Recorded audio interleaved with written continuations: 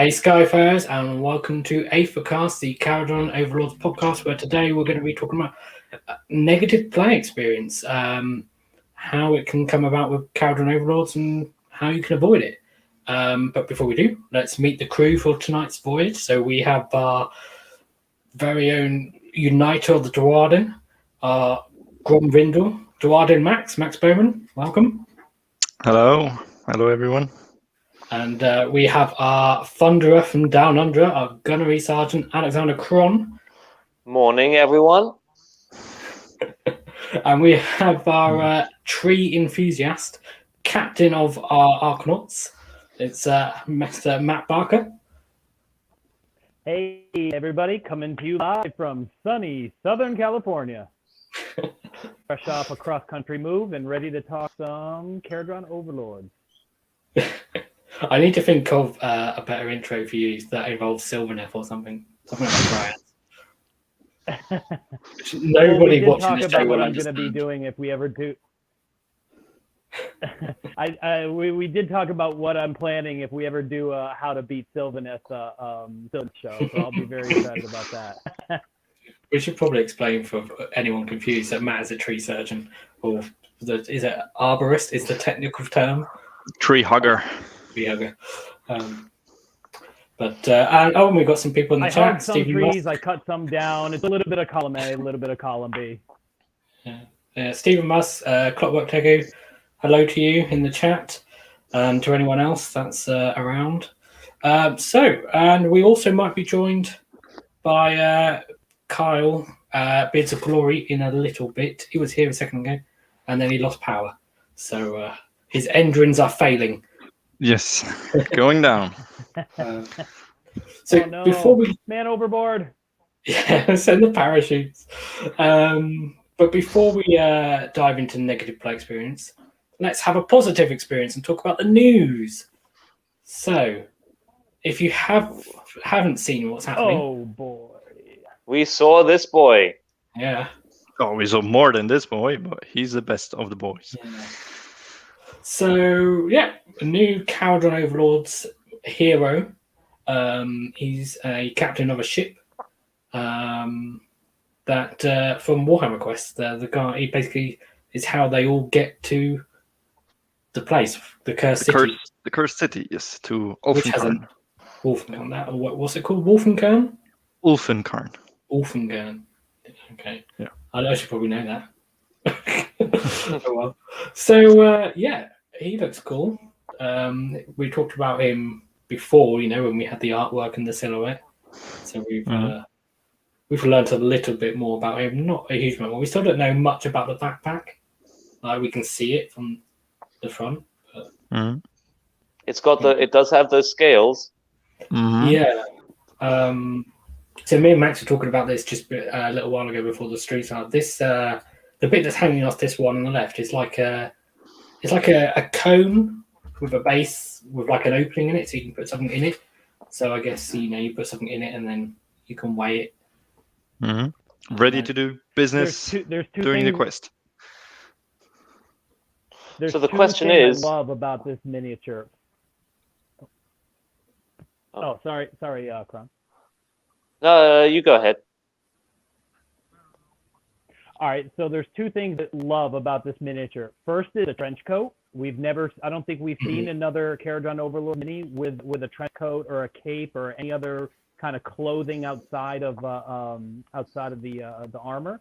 And I just love the continuation of GW and their amazing name with the pun.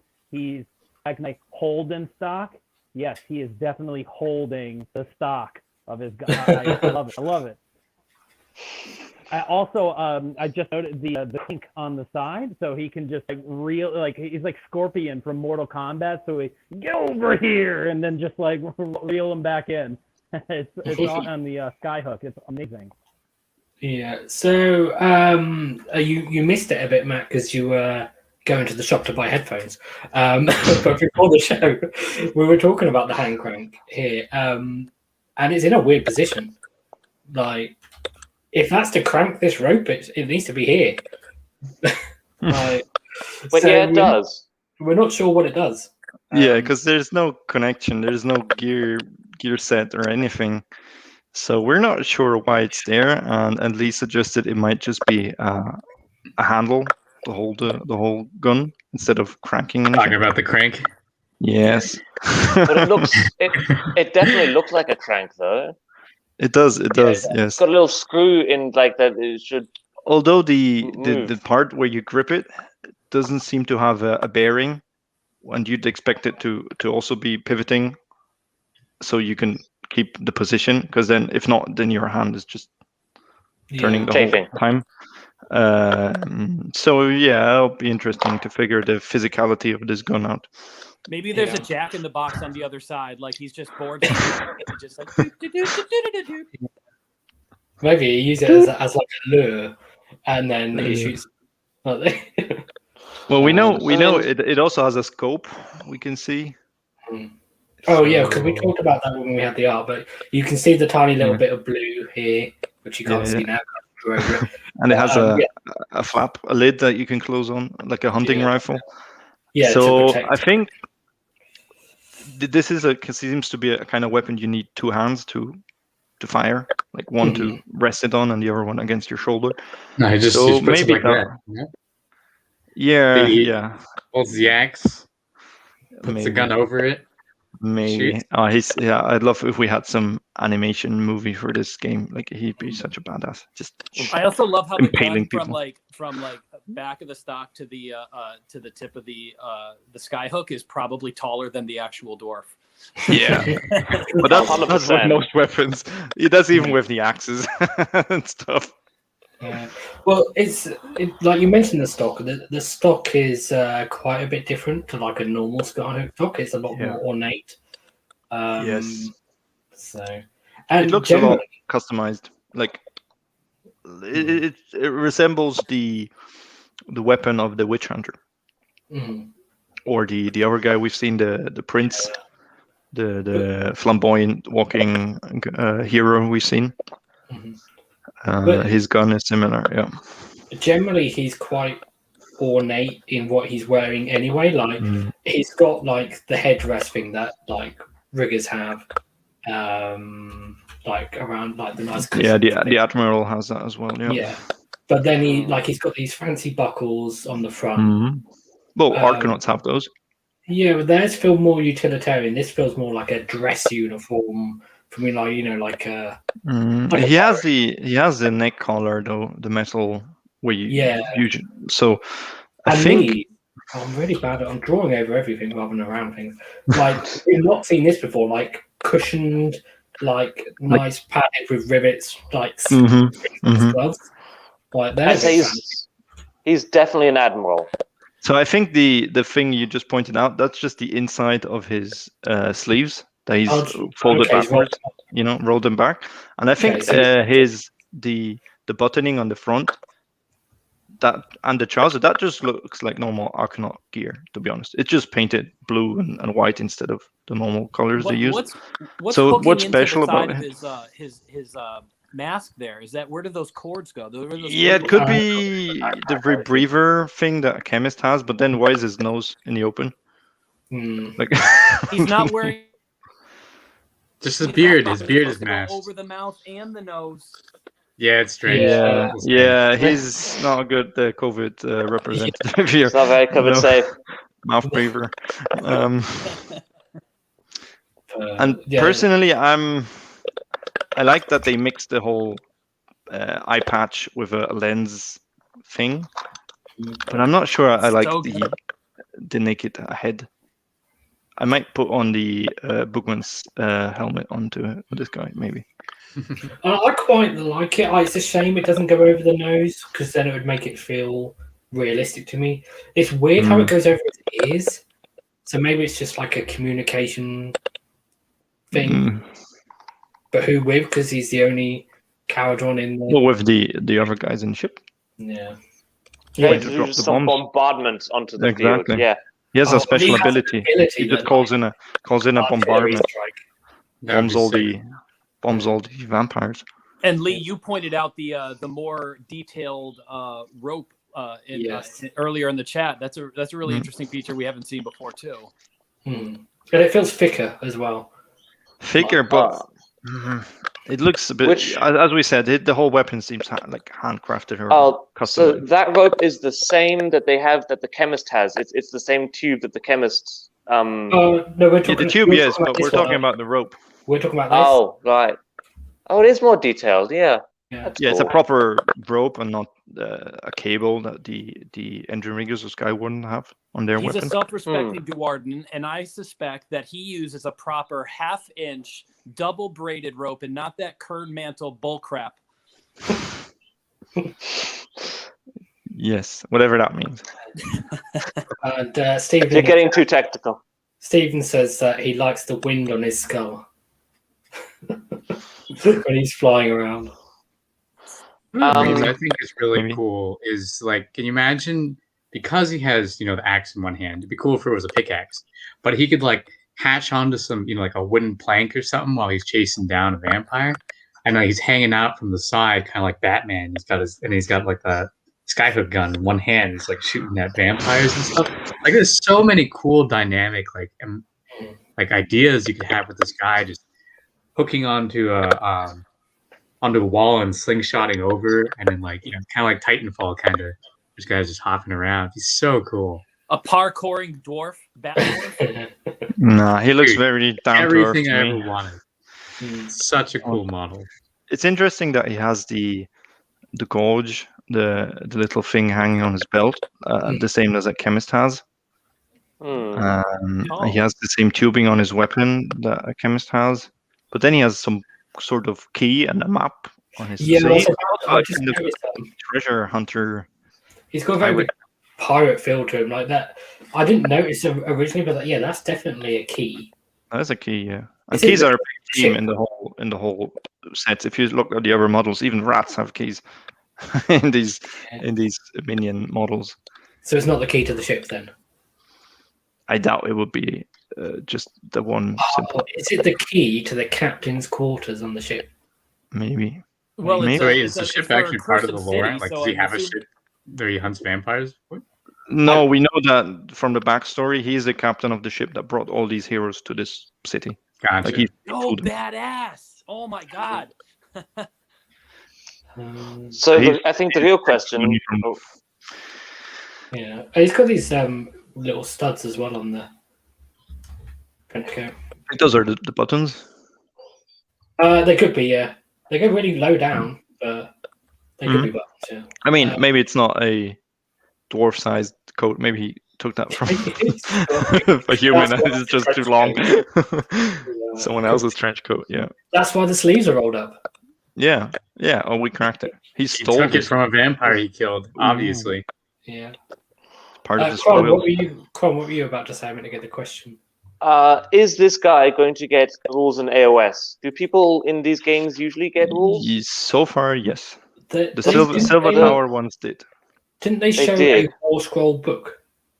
Yes, but if you look, there's also a photo they showed of the whole table, like the game in action. And you can see the War Scrolls, and those are not AOS War Scrolls. They have like the window with the characteristic, movement, and some other things. But then they have 3 or 4 windows where you place dice, similar to Warcry. I think you roll dice and then you use the values in some combinations, maybe. So like doubles and triples and that thing. So the book they had is not for the heroes. That's for, I think, the minions, because there's so many different ones. It's just a book where you like quickly can go through, or the game master goes through, or something. So, I mean, but usually, yes, these people have War Scrolls in Age of Sigmar. So the Silver Tower had it. Yeah. Yeah. The last Silver Tower had them. They weren't amazing War Scrolls, but they were War Scrolls. No. Yeah, but some of them were just bad. Like the Doomseeker for the Fire Slayers, he's just the worst of all the heroes. You don't see him in any play, but the Gaunt Summoner, he's great. For the most part, the best the thing in AOS that this guy is going to bring is just a new sculpt, a new model that you can use for, conversions, or even just at a bare minimum, a count as a admiral or a chemist, or even just as a great skyhook piece in whatever unit you want to use. Mhm. I plan on picking up hopefully a couple of these so I can use. One is the model itself, but also as a basis for conversions and for the bits. This is stupendous, and the rest of the models in the Cursed City box look absolutely wonderful. I'm very excited about this kit. Yeah, same. Oh, we're planning on using a lot of the models from this kit in this Curse of Strahd campaign. They're too good. Not to get too off topic, but those zombies with the gravestones and the fencing that are still attached to their back. Yeah, that's fantastic. The roots and everything going through them. How much is it gonna cost? Everything in that box. I think £150. That wouldn't be too bad. So it's probably, what do you think, Kyle? Like $175 US? $200? Man, like I would be surprised if it cost more than the Catacomb box, but that's at the same time, it's a lot of models. Like, didn't it say 42 for 60 the models? 42 models in total. Villains, yeah. It's a lot of models. I mean, well, no, there's 42 villains and 8 heroes, and then 10 objective markers, aren't there? Yeah. 60 They're counting the objective markers as models. and then they're giving you a book too. Models. Like it's a hardback book that comes. There's with it books, as well. rules books, cards, tiles, 28 die. So it's a whole big game You set. get a lot of So stuff. I think £150 is somewhere around there. I think it's fair, but at that point, actually, I feel like it'd be like a good deal. Like that's. Yeah, maybe it's even more. Maybe they go crazy. I'm with it. afraid. Like I was looking at, it, like, man, this could be $300, right? Like, but I hope not. I hope not, right? That seems true. unrealistic. But at the same time, there's so much crap that's packed in there. It is a lot, but there's no terrain in there, so Yeah. I don't know. It's going to be over 300 Australian dollars. Because you're down there. just accept it. ludicrous prices for everything. $300 dues. Yeah. Yeah. Wow. It's Lee, that's all right. We're used to it. Like 20% off. But my two questions, or big questions, are going to be: are the models like multi-part kits, or are they push fit? The last Usually- ones were not push fit. Well, they weren't push fit. Okay. So the Doomseeker. That's right, they is not. weren't. And 'Cause that's the good. Barbarian, whatever he's called, is not. I don't know all the models, Mhm. so I But don't since he was a think. named character, the Doomseeker was not, right? No, he was not. I mean, Mhm. he had a name in the narrative of the game. Oh, did he? I never played the game, to be honest. So do you reckon he'd get a named character war score, or do you reckon he'd get a generic? The thing is, if he's gonna get named, he might get a Skyport keyword. Mm. Yeah. And it's gonna be Nar because they're all in Nar. But he Well, the looks uniform is sketchy. different. This guy, he They looks can't do like that a to monarch guy. He doesn't have the Nar colors. He's blue He and does yellow, look like a Monarch guy. so he looks He's more. blue and And yellow. he's Maybe very he's Zilfin. piratey. Come on. So I don't know. Or he has a different Skyport, and then it's just like he cannot gain the keyword from the thing, That's but he the- buffs Kharadron, or I don't know. Yeah. Maybe he even buffs friendly order units. Oops. Yeah. Whoops. Okay. Yeah, but exciting. But it's just not that model. But all the other, I mean, we have a new, better Vargolf model we've seen. So if you play Death, this box is awesome. You get zombies, you get bats, you get rats, you get vampires, Skeletons. you get vampire ogres and ogre zombies and what? Like, Jesus. This show today was awesome. So much cool stuff. Yeah, and it was like there wasn't that really slow bit in between. There was like rapid fire. We were on the schedule there. Yeah. We have this little hero. Yeah, he's cool. There's a nice Night Hunt hero. Oh, we have another one, and they just cut them off and started the next video. Like, here's a new Stormcast hero, and here's the next Soulblight White King on horse. A lot. That's awesome, in my opinion. I was surprised. And what gives me hope is those little like single heroes for factions like Stormcast, Night Hunt. This guy, okay, he's the start of the whole Soulblight Gravelord people probably. Yeah. But maybe we get another dwarf hero or another Fireslayer hero, or I don't know, Yeah. dispossessed hero, or city hero that we can use outside of a whole army release or book release. Mhm. I got triggered so hard because I thought that White King was going to be like a new reveal for new Blood Knights. Oh yeah. I was so triggered because I've got a bunch of money saved up on Games Workshop gift cards. I'm just ready to start pre-ordering like a boss if they ever come out with like a full Blight Lords or not Blight Lords, Soul Blight army. And I was just like, oh, here it is. And then it was White King. We have been waiting for plastic Blood Knights since 7th edition. 7th edition fantasy. Mm-hmm. It's Plastic Sisters all over again. Yeah. But still, it's cool. Gives me hope. They're doing a lot. I mean, let's not talk about the bazillion of new elf war scrolls and new books and terrain pieces and. I like the terrain piece. Like, come on! I don't need an army with. This is like Gitz and Skaven combined. This book now. I'm gonna have like 30 war scrolls. What is this? Like, I know people wanted high elves. They got high elves with a zoo. Okay, cool. But they don't deserve all this stuff. Where Fire Slayers still have 3 units. It's not fair. It is not fair. When elves and Slaanesh get updated, they get a book, they get 15 new war scrolls, and they get dice. What do we get? One man. One guy. Without a war scroll, poor Bookmanson. He doesn't even have a war scroll. And when Fire Slayers got rebooted, you get these 3 prayers in the terrain piece. Okay. This is discrimination, Games Workshop, and we will not stand for it. It's pretty sad, not gonna lie. But it gives me hope. And make my city usable. I will say I do feel vindicated. I told everybody when the first Realm Lords release dropped that it didn't have the words Order Battle Tome right above the name of the faction, and I knew it wasn't like a proper battle tome, and that very quickly they were going to be getting something. And when they revealed it today, it did say Order Battle Tome right above the Lumineth Realm Lords. So that was I felt very vindicated. That might be because that one was a limited edition. The limited edition don't have the Order Battle Tome. Yeah, that book is valued at $80. And it didn't even have a year-long lifetime. Yeah, I'm happy I sold my 2 copies. They said that you don't need to buy the new one.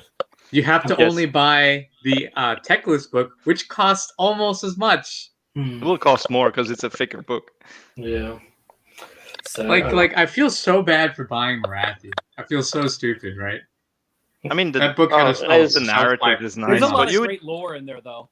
There is. You feel stupid if you bought the limited edition one. Do you guys think that anything from this Warhammer Quest will be available separately, or do you think you buy the set and that's it? No, it will be. I reckon they'll be available separately in about a year's time after the box gets released. That's what happened with Silver Tower, wasn't it? Was it? Because you can buy the Doom Slayer. That's true. The heroes then came out later. Yeah. Eventually, so I don't think the minions they won't, like the zombies, and those are too special to the game. The heroes maybe depends if you can play the end boss in the vampire faction. Maybe. The minions stuff might come out as units, just for death. Yeah, but then the ones we mentioned, the ghouls with still impaled with their grace, those are like specific to this story. So I don't know if they're. Yeah. Who knows? But people will buy the box, and then just sell everything on eBay for double the price, single models, and and then it will be the whole Indomitus fiasco again. That I want to buy a box because I want to play it, and I can't find it, and then they we'll make a made to order, and it will be available next Christmas. And okay, cool. Been there, did that. Yeah. Okay, let's move on because if not, there's a lot to talk about that reveal. I think we only need to talk about the KO model because we're a KO podcast. So. Yeah, go watch the Twitch or go read the article. There's loads of stuff. It was great to see a lot of stuff. Cool. So let's move on to negative play experience. So let's start with what it is. It's when we don't get new models for our Fire Slayers. That's a negative experience right there. It's because nobody likes Fire Slayer models. You know, we haven't because we don't have enough. Because they say, oh, they all look the same. Well, make some that look different. We have never gotten Dwarden dice for any Dwarden faction. That's not true. Fire Slayers have dice, but you cannot read them. I still have them. They're mint, still wrapped. I'm not going to use them because no one can read them. I love them. They look great. Plus, I don't like the big squarey ones without the round corners because they don't roll as nice. And I can't throw 14 shots. You can use them and cheat very easily if you know what they look like. Yeah, no, those are they're cool but not usable. But yeah, we got those, and Aethercast, nice, maybe soon. The new Daughters of Cain dice are usable, but they're not $35 worth because they're absolutely ununique. They're just the same as anything you get made yourself. So... No, those are the Slaanesh ones. The Slaanesh ones you can have made yourself, which are cool. The Daughters of Cain ones, they look like cheap plastic, like red cheap plastic.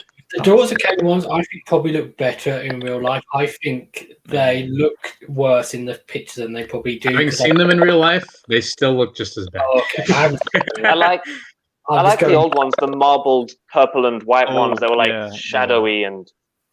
Those were cool. But yeah, the Slaanesh, I like those kind of dice with round corners. The super square ones that GW sometimes does. Nah.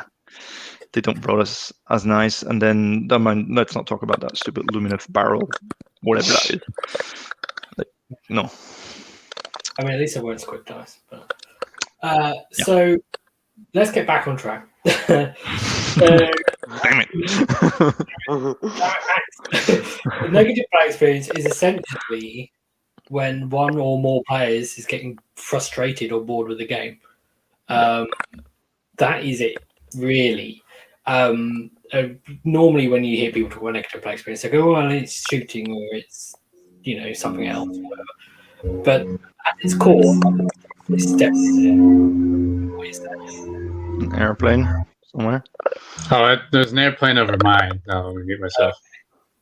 You've been so more like a gun hauler, but but this is the definition you could apply to any game. But then there's probably different categories of NPE. This is a lot. This show is pretty much inspired by the Warhammer Weekly show, where they did the big survey, and I thought it's worth watching. Fair warning, it's 3.5 hours long, but if you're watching Aethercast, then that you should be. 1 hour of that is just the news bit. You can skip the first hour, and then they get to the main topic. Yeah, we managed to keep the news to 27 minutes today, so good for us. But yeah, it's worth watching. I've watched it twice because of prep. There's lots of information, stats and stuff about what people think in terms of the game and in negative play experience. And then there's also been some recent discussions on Facebook, about this. So, people saying like, oh, well, my friends don't like playing against my Kharadron Overlords. So that's why we're doing the show. And so that got me thinking about it. And it felt strange to always be talking about the details of it and not trying to categorize this or, try and define what it is a bit more. So I've come up with 3 categories of NPE, which I think most of the ones from the Warhammer Weekly show you can sort of fit into either one of these, or maybe they fit into tick 2 or 3 of the boxes. So the first one is a lack of agency or engagement for your opponent for prolonged periods of time. So that's if your turn just takes for ages and then just not getting to do anything at all, then they're basically going to get bored. That's pretty much it. But it's not like agency is having the opportunity to actually do something and have a control impact on the game. But engagement is also important because some types of agency just if what you're doing isn't fun or interesting to you, then it doesn't matter that you're doing something. Like rolling saves is one of those examples, because people always talk about interactivity, don't they? They say, "Oh, it's not interactive." You say, well, I push back on people with that in the past because they don't qualify what interactivity means, and that's why engagement comes in. Because if you're rolling saves, you're interacting with the game, you're interacting with what I've just done, but it's fucking boring as shit. Well, it's a lot of free up feel no pains. I'm having a great time. Yeah. Depends what you're rolling. Yeah, and engagement is really important. Like when you're playing a game, like a lot of that comes down to communication. Like if you're a fun person to play against, if you're, like, I don't know. I mean, it's not personality, is it? But it's whether you're disengaged with it's how you approach and communicate with your opponent. Because if he rolls great saves and he just saves all your carbine shots from your ironclad, and you're like innerly you're like, oh Jesus, like this is not fair.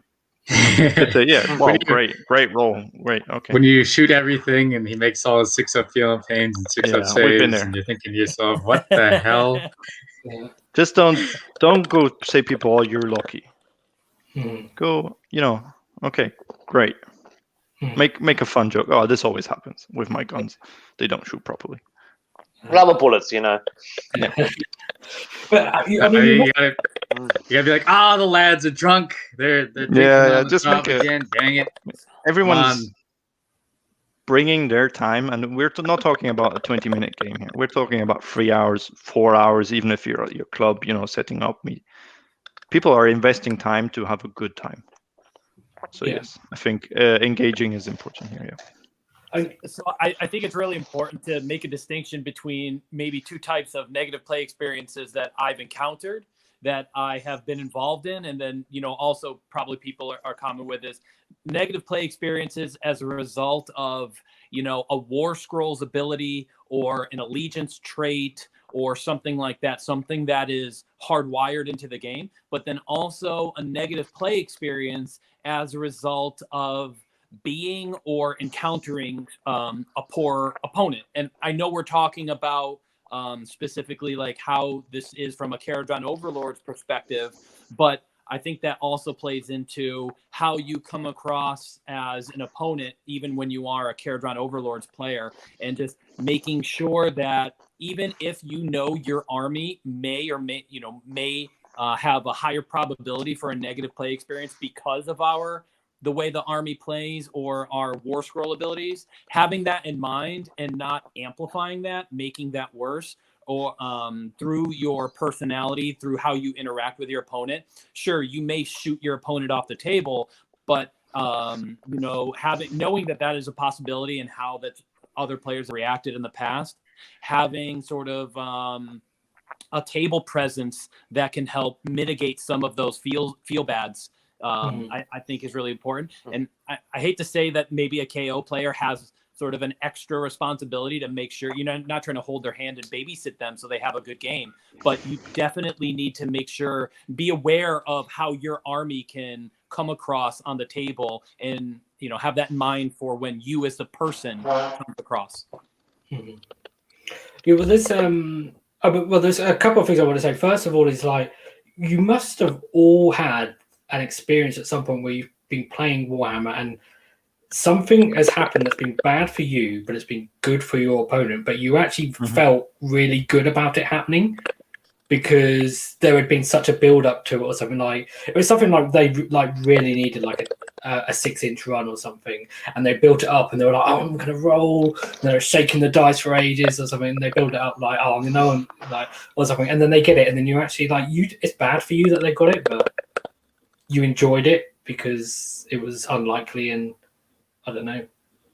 I don't know if that's a good example. There's probably no, it definitely is, because people do that with a priority roll all the time, and a priority roll, it definitely is a culprit for sometimes being a negative play experience. But when you're like, okay, here it comes, this is it, and then you both are kind of sitting there like, who's gonna throw it first? Who's gonna throw it first? And then you just got double turned, but it was still fun and exciting.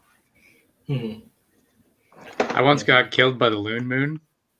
I was playing with a Arch Cavalo Xanatos, the named hero for OBR. He's got a 2-up save in the army I'm playing and 6-up Feeling Pain, and the moon comes out of nowhere. On a 1, selects him for a target, and it rolls a 3 for max damage, and then I fail every Feeling Pain. And I was like, man, that really, really sucks. But to die to the moon,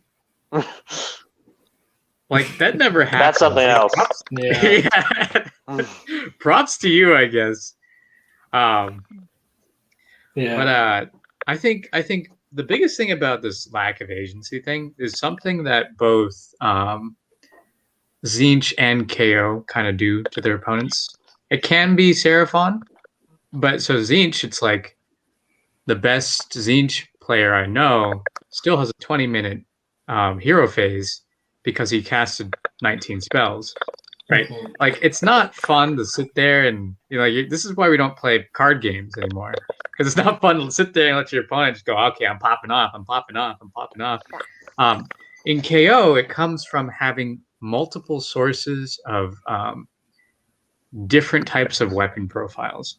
That's what I find. Like, I love playing Special Weapon Thunders, but when you do it in real life, it's like, okay, I have this one unit. This is why I don't play 40k, right? I have this one unit that's shooting. It's got 5 different weapons. It's going to take me, 3 minutes to do it. I don't have to remember all of them, and so I'm sitting there flipping through them. And remembering it yourself helps a lot, but then you're like, oh, I'm on the ground. I got buffed. I got to roll it again. I popped a Triumph this time. I have -2 to hit.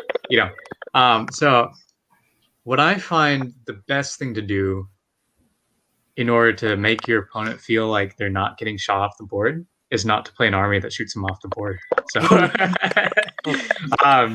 so like in Zon or in like the Iron Sky attack, where it's like I'm shooting with 3 units, it's typically not that abusive for some people. So I would say don't lean too heavily into blowing your opponent up and having it take forever. If you're going to do it, make it fast. If you're not, then don't. It's just like make sure that the tempo is still there. Know your rules. If the bad feeling doesn't last that long, then it's good. I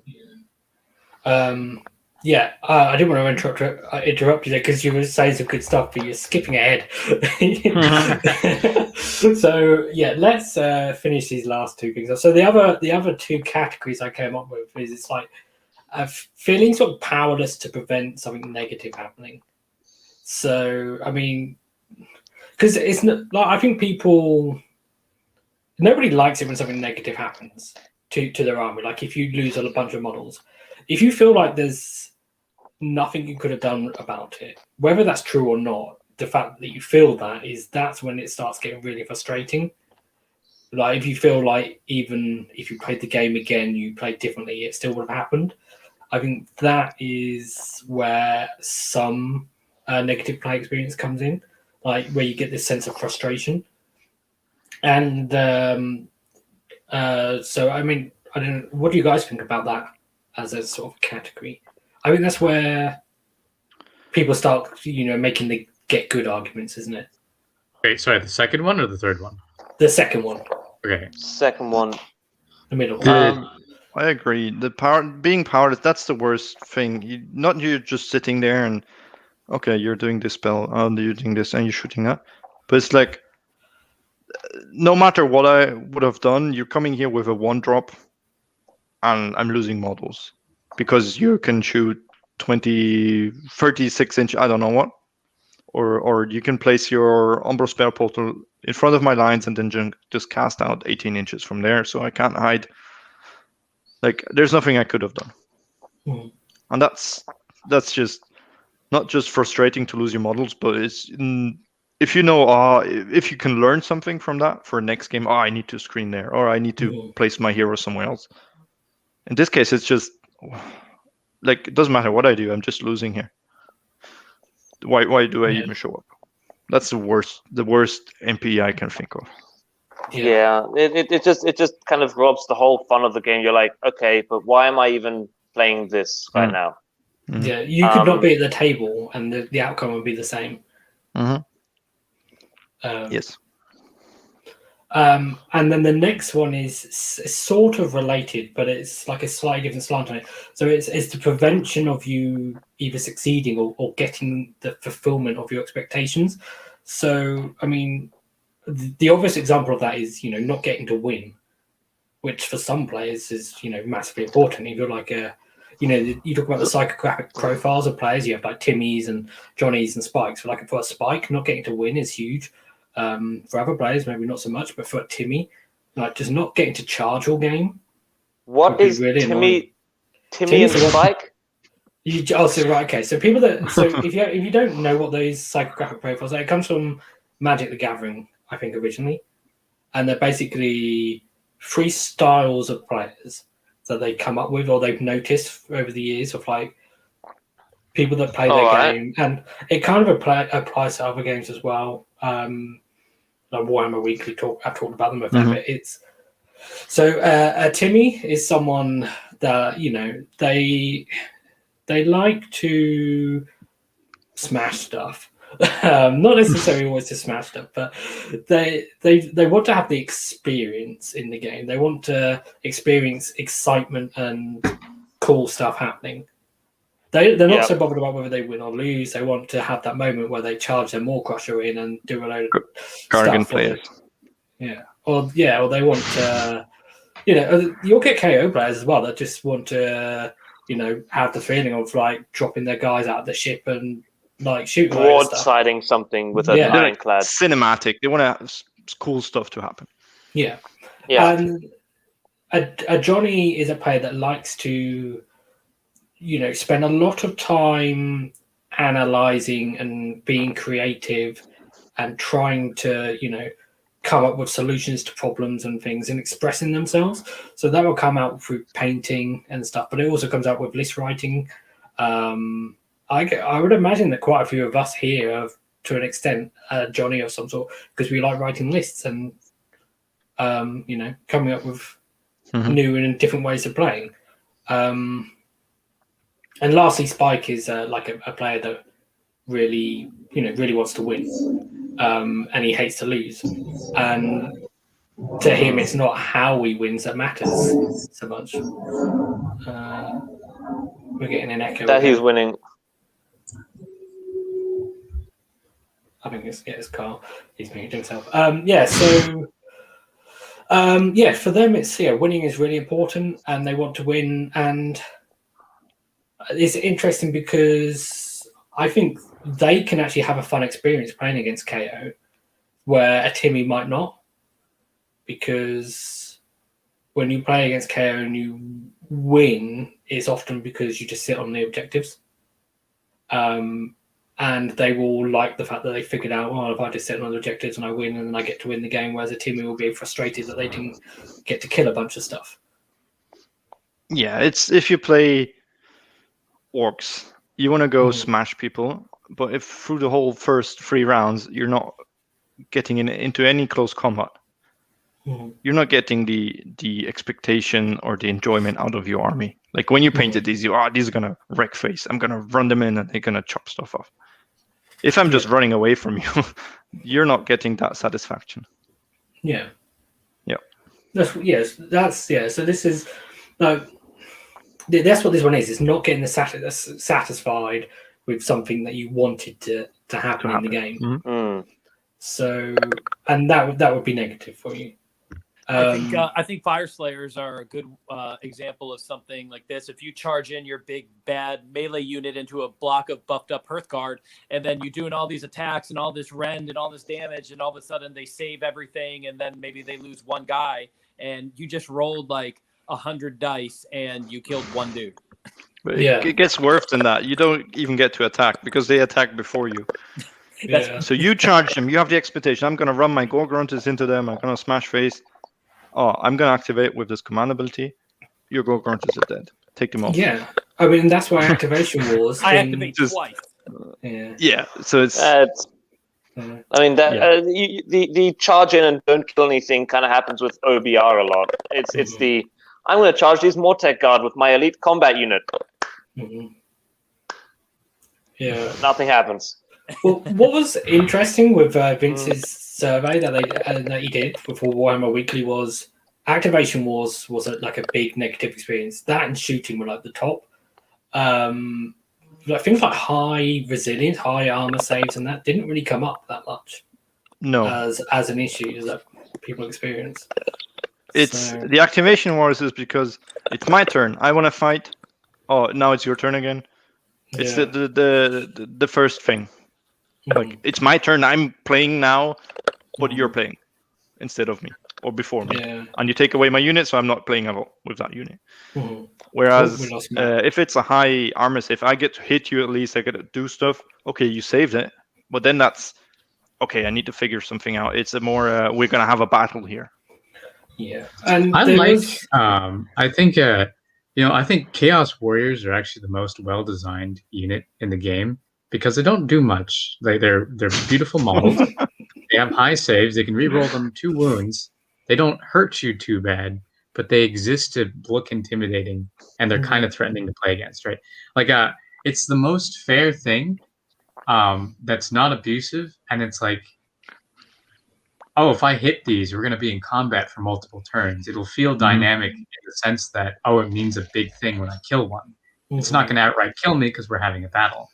Whereas most of the time in this game, if it takes you more than 1 activation to remove a unit from the enemy, then you're doing something wrong, right? Competitively, that's how it feels. On the other hand, now we're just playing chess because chess with some dice, and you only don't remove something, you're unlucky. Right, like that wasn't the intent of the game. The game was supposed to be, hey, let's have this battle over these objectives, and it's going to be dynamic. But it's since turned into, hey, let's just play chess and remove you in a strategic way until I win, which is a bit of a shame that it's how it's gone. But there's still fun to be had there.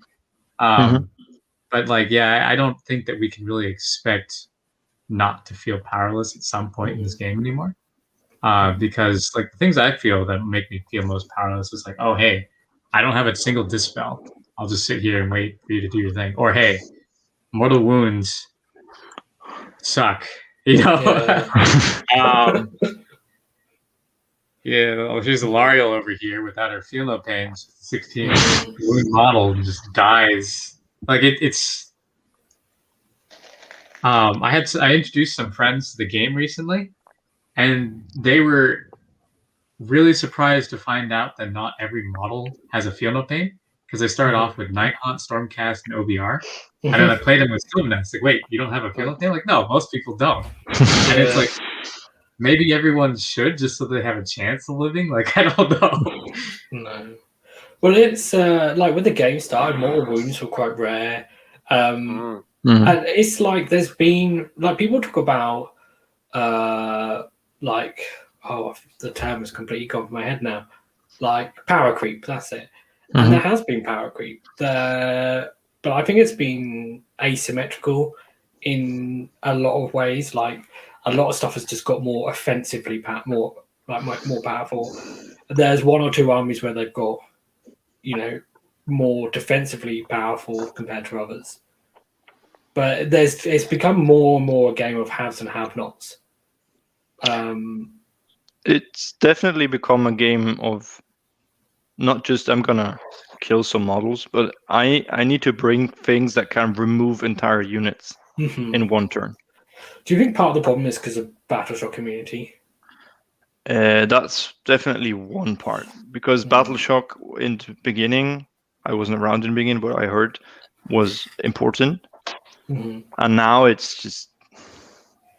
It's a non-issue. Yeah. If Arcanauts have Bravery 6 or they have Bravery 3, I wouldn't care. Because there's something. Well, anything charges them, they're probably gonna. They either explode or they're immune. So. Yeah. So yeah, maybe, but it's something Rob Symes said maybe already over a year ago. That designing lists today is more, okay, I need to bring 1 or 2 units that can take out 1 or 2 of your units each. It's not just I'm going to control mode, I'm going to have fast units, drop them here, get objectives, but I need to bring at least 1 or 2 bruiser units that can take away your key piece or your power projecting unit. And so we're turning into something, as Kyle mentioned previously, it's I take your model, you take mine. It's like I take your unit, you take my unit. It's more of a chess situation. Yeah, the Honest Wargamer calls it trading. Yes. You trade units. Whereas I think the game was probably originally designed to like have that trade take 2 to 3 turns, but now it happens in one combat it's phase. Supposed to be a model trade instead of a unit trade. Yes. Maybe. Perhaps. Because then if it's a model trade, then Battle Shock is important because it's I have 10 models, you have 13 on the objective. Okay, I get the point. Whereas now it's I have models or you like it doesn't matter if you have 20 or 5 models. If I'm done with my turn, you shouldn't have any models, no models in the unit. So I just have 1 gun horner on the objective and I score. Yeah. So okay, let's get back to so NPE. Before we move on, I feel like the problem with the conversation about NPE normally is this gets ignored completely, and then these last 2 things gets pushed into this idea of game balance, and you could have beaten it, or if you've done X, Y, or Z, and it doesn't matter about whether you felt frustrated. What the actual issue is that you felt frustrated, either because you felt like you couldn't prevent something or because you didn't get to do the thing you wanted to, not because you actually cared about whether you won or lost. And maybe if you're a Spike, you care about whether you won or lost, or but if you're a Johnny or a Timmy, which in theory is maybe 2/3 of people, then you actually care more about a Johnny would care about the idea, I would like to think of a solution to this problem, but actually I've thought about it and there isn't a solution. Like there was nothing differently I could have done there. And a Timmy would be like, well, no, I just wanted to charge something and I never got to do that. Okay. Or do you know what I mean? All I wanted to do was just kill one of your units. Just one of your units. Yeah. They really cared if they lost as long as they had their fun moment. Like, that's something that I find myself often when okay, round 4, I'm not going to win this game. Now I just want to kill that stupid unit over there. It's not the smartest thing to do. I don't care. I lost the game anyway. I'm just going to go and kill that one unit to get like little triumph, that little satisfaction. That's something I find myself to do often. Yeah.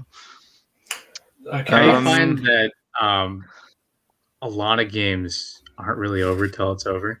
Like I once blew this Skaven player off the field, right? Like by the end of turn 3, he had 200 points of models, and I had 1980 still, I think, right? So I hadn't lost anything. And I still managed to lose the game because he made some Hail Mary plays right at the end. Like he skitter leaped over, warp lightning blasted my navigator who was on the objective, and then like made a charge that got him there, and then he just outscored me, right? Like I think people sometimes give up too early, even when it's like, oh, you know what, I have a quarter of my army left. The game is balanced in that you can still win with a quarter of your army if you play correctly. But like you said, a Timmy doesn't care about winning. They care about using the models that they brought to go smash. It's like, well, I have like 5 orcs left. 5 orcs can win the game against KO because 5 orcs are 1 more model than 4 more models in a boat. But yeah, it's interesting you say that because I found that also recently. I often have games that come down to the last round and we each have 3 models left. And I'm not talking an ironclad and a gunner. I'm talking like the chemist on foot, maybe 2 Indian riggers, and somewhere there's a single Arcanaut still jumping around. And those games are super interesting and can go both ways. I need to run that Arcanaut 6 inches over there, and then I need to make that charge and kill that. I need to roll a 6 somewhere. And I was surprised at how often that happens, which speaks for some sort of balance. I don't know if it's intended. if it's in the nature of the whole game system or how the rules work. But surprisingly, and I love that. So I have most of my games go turn 5 for that we reason. often complain about balancing, but I think we should acknowledge that if that is planned, that's super good balancing. Yeah, I don't know if it is, or if it just happens. In theory, it's a 5-turn game, and what's the point of bringing 2,000 points of models if you both have 1,900 points left at the end of the game? Or, like, in theory, they should die, but it should be the case that you don't want both of you to have 0 models left at the end of round 3, or one of you to have 0 and one of you to have 1. Like, so you should have like 1 or 2 models left at the end of the game, probably. The one last thing is I didn't do a slide for this. I really should have done. Is we talked about. We'll forgive you this time, Lee. Yes, sorry. We talked about let's do Timmy, Spike, and Johnny. Imagine they're on each corner. We talk about them as if they're like individual things, and you can only be one or the other, but you're probably not most of the time. And if you imagine like the perfectly balanced player would be here, but actually like a Timmy, he could be like here. Like he's part Timmy, part Spiker. Johnny could be like here, or Johnny could like. People aren't always just going to be one thing or the other. You'll get most people will be hybrids in some way. So it's a spectrum. Yeah. So it's part of it. I think is working out, what sort of player you are and what you want to get out of a game, and your opponents need to do that as well. You need to do some soul searching. But let's move on to making things a bit KO specific. So the first. Also, hi Duke. You didn't say it before. Yes. Hi Duke. Thanks for joining us, Duke. The first example we had about having a lack of agency or engagement in things for prolonged periods of time is like, how does KO create that? So I've got some examples on screen, but I wonder what you guys think. Well, that's the first thing you think of. Spell of the bottle just comes automatically. They cannot unbind it. They're powerless. Yeah, the fact that we don't roll dice in our hero phase. I am now going to teleport my boat here. I am now going to deploy a warp lightning vortex here. No, there's no dice. There's no chance. It's just I do. So we have an entire hero phase where all we do is we tell our opponent things, or we show them what we do. That's not true. I rolled dice to repair boats. Yes, but you're it's still only you doing it, and like there's no interaction there. Because we don't have the only interaction you have in hero phases is magic. Yes, usually we don't have any wizards. We have. We don't even have priests. Priests would be the same. I just pray, but there's nothing you can do about it. Okay, so I have a question. So you guys are saying, using spell in a bottle as an example where we tell our opponent what's going to happen. We are putting this thing here, whatever spell that you tuck into a bottle. Well, and I understand that there's no opportunity for the opposing player to try to interact with that or dispel that or what have you. But is that any different from a Tzeentch player who just casts, whatever spell or in the spell they want, and they're like, well, I rolled a 1 and a 6, so my casting roll is a 13.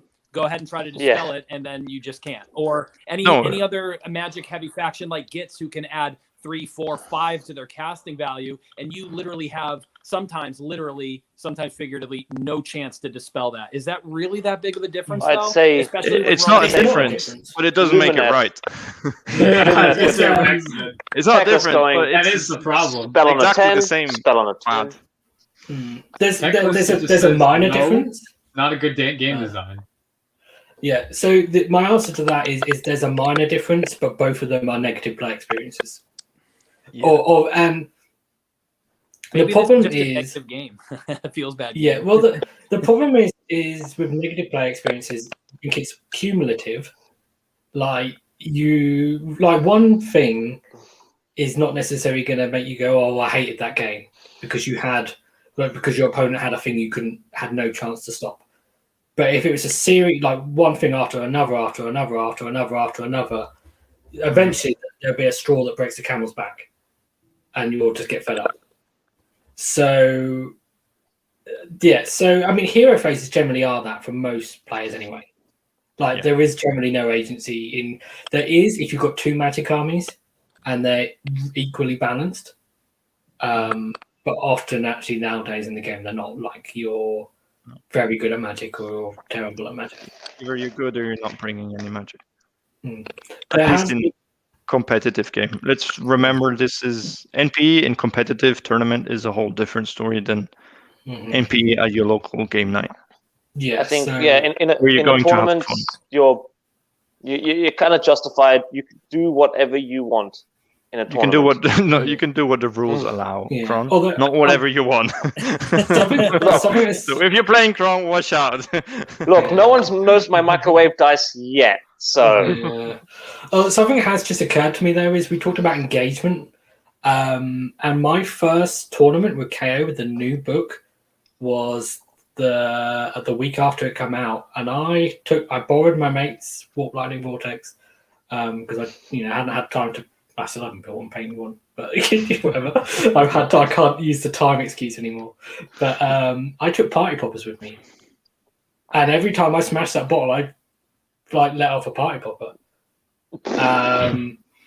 And I didn't know if my opponents, they might have thought I was weird as hell, but I enjoyed it, and it was certainly made it more interesting at the very least.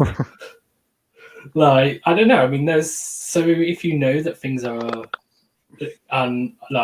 unengaging for your opponent, make it more engaging, and it doesn't mean you have to take party poppers for everything. Don't let off a party popper for every gun you shoot in your army, but because that'd be very bad for the environment, and you'll be doing it all day. You will have to sweep up a lot of mess. But it's I don't know. There's things you can do to make things more engaging, and when you're doing a phase like your hero phase, where you're literally just telling your opponent things, you don't go, okay, now I'm going to do this command ability, which is on a roll of 2. Oh no, I've rolled a 2, and now I'm going to do my spell in a bottle. Then you spend 5 hours trying to place those 3 things exactly 7 inches apart. You could say, but if you're playing like that, you're not finishing any game. No. But it's you can just make it a bit more interesting just with your delivery. That's kind of what I was talking about earlier. When showmanship. Yes, that's what I was talking about. Get the jazz hands going. When everybody has every player that plays this game has an unspoken obligation to make it a positive playing experience as much as you can for your opponent. Sometimes you kick people's teeth in. Sometimes you're getting your teeth kicked in. It's going to happen to everybody, but the way that you deliver it, like you said, Lee, can really change that sometimes. And you don't want to be if you shoot your opponent off the table, you don't want to be over apologetic. Oh, I'm so sorry.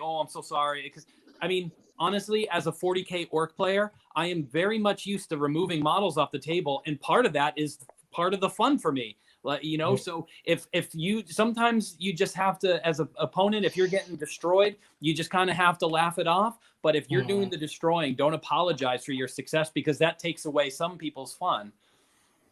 There's also an issue with you if you're apologizing, it doesn't seem honest, like it seems disingenuous, then it's just going to put someone's back up as well, isn't it? Yeah. So the other thing, these things. Yeah.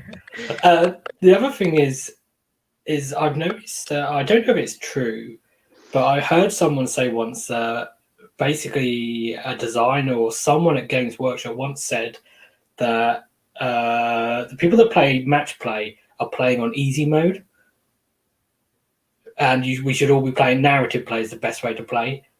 And I don't know if that's true that someone said that or not, but I think there is an element to it that if you create a little bit of a story about what is going on in the game, and it's not like you have to write a whole backstory for your army necessarily, but if you say also army backstory show is coming, so is it okay? I haven't written anything, but if you do make things more interesting by adding a little bit of a narrative to it, I think it probably will help make all games more fun a bit. And maybe there is an element of actually, maybe just playing purely competitive match play, not caring about any narrative, is playing on easy mode and is not the most fun way to play. Again, we are talking about your hobby night here. Yes. At the club. So already, unless you're prepping for a tournament, then I'm bringing my Super Destroyer list. If you agreed to do that, okay, cool. But then even then, like, tell your opponent that you're bringing your Super Destroyer list. Yeah, but that's, I mean, that should be the first thing when you, especially when you match up with someone you don't know. What kind of game do you want to play? You want to play competitive list? Gun hauler passing. There's a gun hauler. Are you playing? I'm just going to try out a new list, so it might take a bit longer to do certain things or figure something out. I might need to go back to another phase because I missed something. Or are you just, I want to play my dwarves against your elves and bash your heads in. What you said is the narrative thing is what I often do is when we start the game, we sit down and say, okay, but why are we here? Why are these two armies here? Let's think about something. Like, I'm gonna, because you offended my grand ancestor on that one night, and you spilled his beer, and now this entire army has gathered to settle this grudge and wipe you off the earth. Something like that, dwarf stuff. I figured we were talking more about sort of casual game nights at the local club or a pickup game with an opponent you're not used to playing.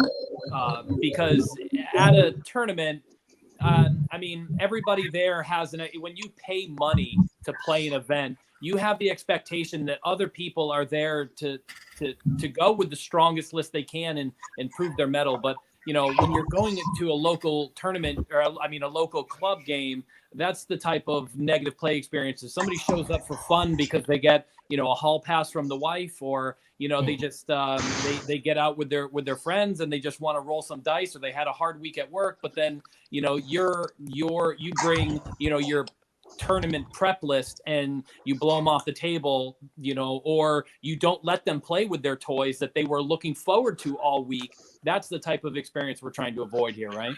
The conversation is mostly about club nights or playing with your mates in the garage or whatever. I think there are probably some lessons that you can of noise. It's gone. Yeah, there's probably some lessons that we can maybe all learn as players that you can, put to use in tournaments. So, like, I played against someone once, and he had a death army. He had some direwolves, and there was something about one of his units of direwolves that either a model was broken or it was glued wrong or something. And I think actually it might have been that he always positioned it so it had its arse facing forwards, and then it didn't.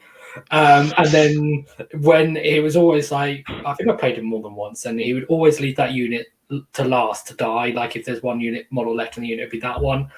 And it was, I don't know, we didn't have any massive narrative to it. It wasn't like he spent hours thinking about it. It's just like he'd made the most of like something to do with the model, and it just made it fun, and it just made the whole experience just a bit more unique and interesting and enjoyable than just a stock unit of direwolves moving forwards and that's it. And I mean, I'd say if you have boats, you have an obligation to turn those turrets. Like you turn that cannon to face the enemy. Yeah, and something like that might be a good way of actually making your opponent be more engaged. You say to them, like, what's the most important guy in your unit? And then they go, oh, yeah, this one. Go around pointing the turret at him then. Like, you might not remove the model, but I'm aiming for him. I don't know. I mean, these things might make the game take a little bit longer, but if it actually... No, that's good. I like that. I appreciate that. Yeah. So if it involves players more, then that's probably better. Because, we've like long shooting phases. We know they're an issue. Carl, you talked about it earlier with like Thunderous special weapons. Like, if you've got engine riggers or sky ones with special wins, you could have a unit of 3 models, but you've got 3 different shooting profiles to roll. And that just takes time. So I don't know. I mean, so know your profiles by heart. Yes. Yeah, because if you're looking them up, because if you need to recheck each single, going anywhere, and roll things that you can roll together, like if thunders are deployed, you can roll the deck sweepers and the Ether rifles at the same time. They're the same profile. Just say, I'm going to take these 16 and I'm going to take these 20 and I'm just going to roll them all together. Yeah. The other thing I've seen some people do is if they have like one thing in a unit, like I say here, the leader of the unit gets to hit on a 3 instead of a 4, is they just use a different coloured dice, so they roll them all together. And then the different coloured dice is there. Yeah. That works in some cases. Yeah, it doesn't always work.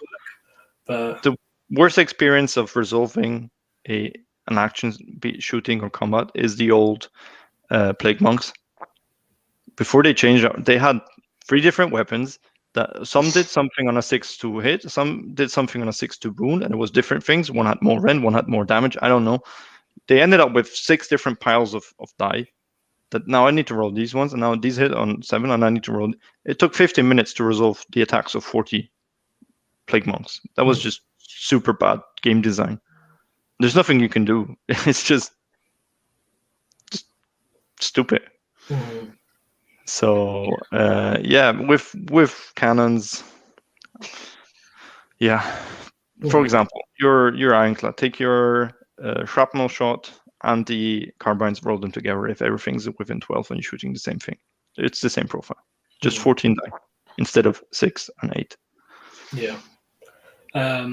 So yeah, because I think when you don't have things for your opponent to do and for them to feel engaged with, the longer those things take is going to be worse. So I mean, and then the other thing I've got listed here is like the movement phase is a bit unengaging because we can just teleport wherever we want. I don't agree with that. I mean, yeah, neither do I. Neither do I. Yeah. First of all, nowhere does it say teleport. Yes, but you called it teleport yesterday in our chat, Max. So yes, because it's for people to understand. Yes. That have not the high knowledge of KO. Okay, let me put it this way.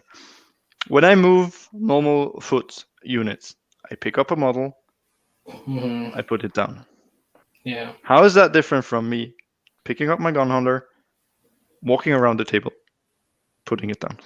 Yeah. It's just a very far flying move. So movement phase is unengaging.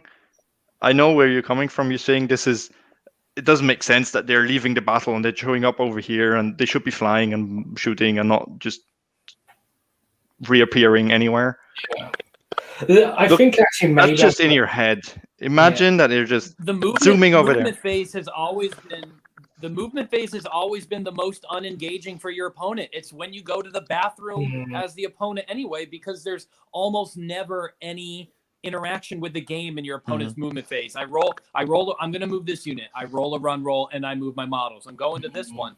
And I think maybe the movement phase, the way to phrase it would be not necessarily unengaging, but it's the most abstract for a KO opponent to visualize. Wow, you have 5 ships and they can go anywhere on the board. Okay, I understand that when you're setting up and having the pregame discussion. But then when you put them on the board and now it's the KO's player's turn and the 5 ships that were in the corner are now here, and you just had no clue that you had a clue that it could happen, but you couldn't actually visualize it.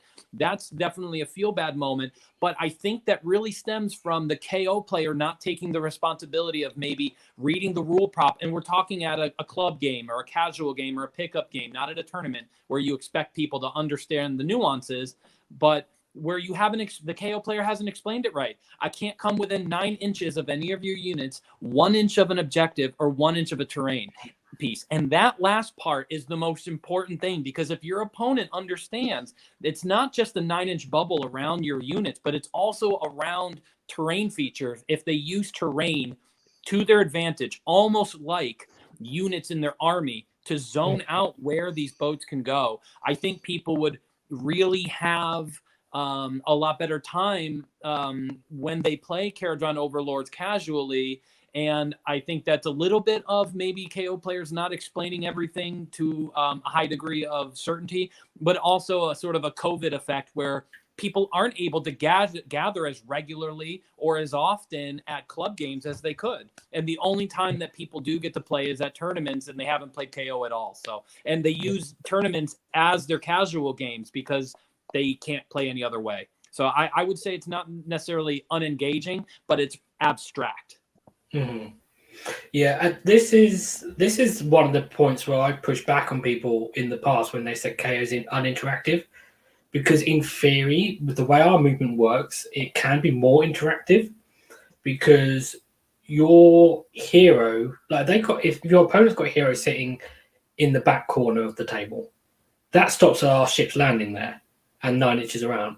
But if you've got 4-inch move dwarfs on the opposite side of the table, it doesn't affect them at all. So it interacts more with us because we've got more choices where we can go.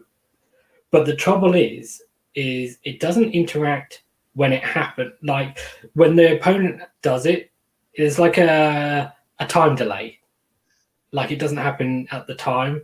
And then it can also be guilty of this thing with not getting the fulfilled expectations where your opponent intentionally zones out a load of space, and then you go the opposite side of the table anyway. And they're like, oh, so I zoned out all that space for no reason. Not expecting a thing. But I don't know. Movement phase is an awkward one for all armies. It's a disappointment of these core expectation you have. You're setting up your line of battle. Mm-hmm. Across the valley is the enemy. We're moving down.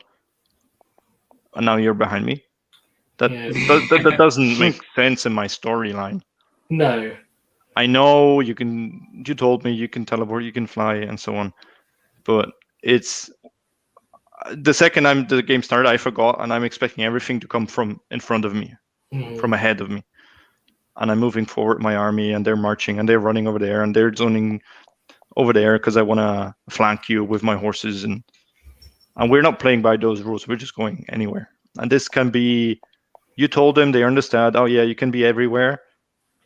But it's not in their line of thinking when they're planning their moves ahead often. Yeah. I mean, maybe that's the thing where KO is different. Mm-hmm. So I'm not trying to take up too much of the conversation here, but I would actually wager that the shooting phase for not just Kharadron Overlords, but any ranged army is going to be the most unengaging, just simply by the nature of how shooting interacts with the core mechanics of the game.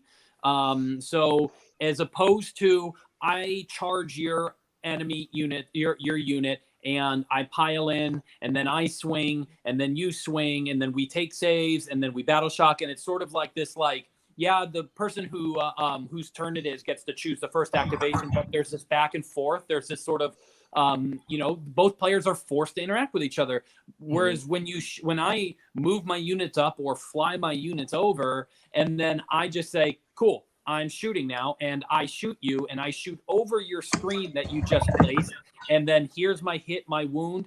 Go ahead, make your save, and then you remove. There's nothing. It's just very one-sided, and I don't think rolling saves is enough to really have that same level of interaction that melee does. So, I think shooting phase for not just Kharadron but any ranged army, which could extend to like ranged armies in the hero phase, like Zinch or any other magic heavy armies, is unengaged. Mm-hmm. So there's a couple of other things. So Matt, you mentioned earlier about movement for your opponent's movement phase is quite often when you go for a bathroom break or something. I think in some ways you can't do that against KO.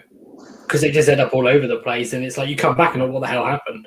Like, because it's not like against another army that moves normally. It's like, yeah, well, I come back and I say, well, they obviously shuffled forwards a bit, they retreated, whereas against KO, it's like, what the hell happened? I leave for 5 minutes, and now there's an ironclad 3 inches away from me, and 20 Thunders on the other side of the board. What happened? Yeah, how did this happen? And then the other thing is like in later turns, you're taking a situation where like your ship might be in combat, and you're like, okay, well, now I'm not in combat anymore. I'll see you later. So you go from a situation where you were interacting, and then you're like, no, I don't want to interact anymore. Oh, to shoot you. So there's a counter argument where KO are not corporate of movement NPE. Mm-hmm. Have you ever played against 120 grots? You know how long their movement takes? When there are grots on the table, I don't count them. So I played against grots. Whether there's been 120, I don't know. Like, if they charge or pile in, so they're not using their movement bases, it takes ages. So KO moving 3 boats, that takes 20 seconds. It does physically, but then there's 10 minutes of decision making sometimes beforehand and measuring to make sure, or like if I go over there, will I be able to get all my riggers around it and stuff? And because you can move everywhere, you have so much more decision making to make that I think if you're inexperienced against a particular army or just experienced playing your Kharadron Overlords, or that turn can take ages.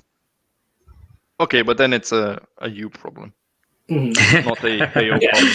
Yes, but it's a you problem you only have with KO that you don't have if you're playing an army that moves normally. Because you don't, when you're playing a normal army, you go, well, I can move forwards, I can move side, I can move to the right. Striking, teleporting, that's quite common nowadays. Yeah.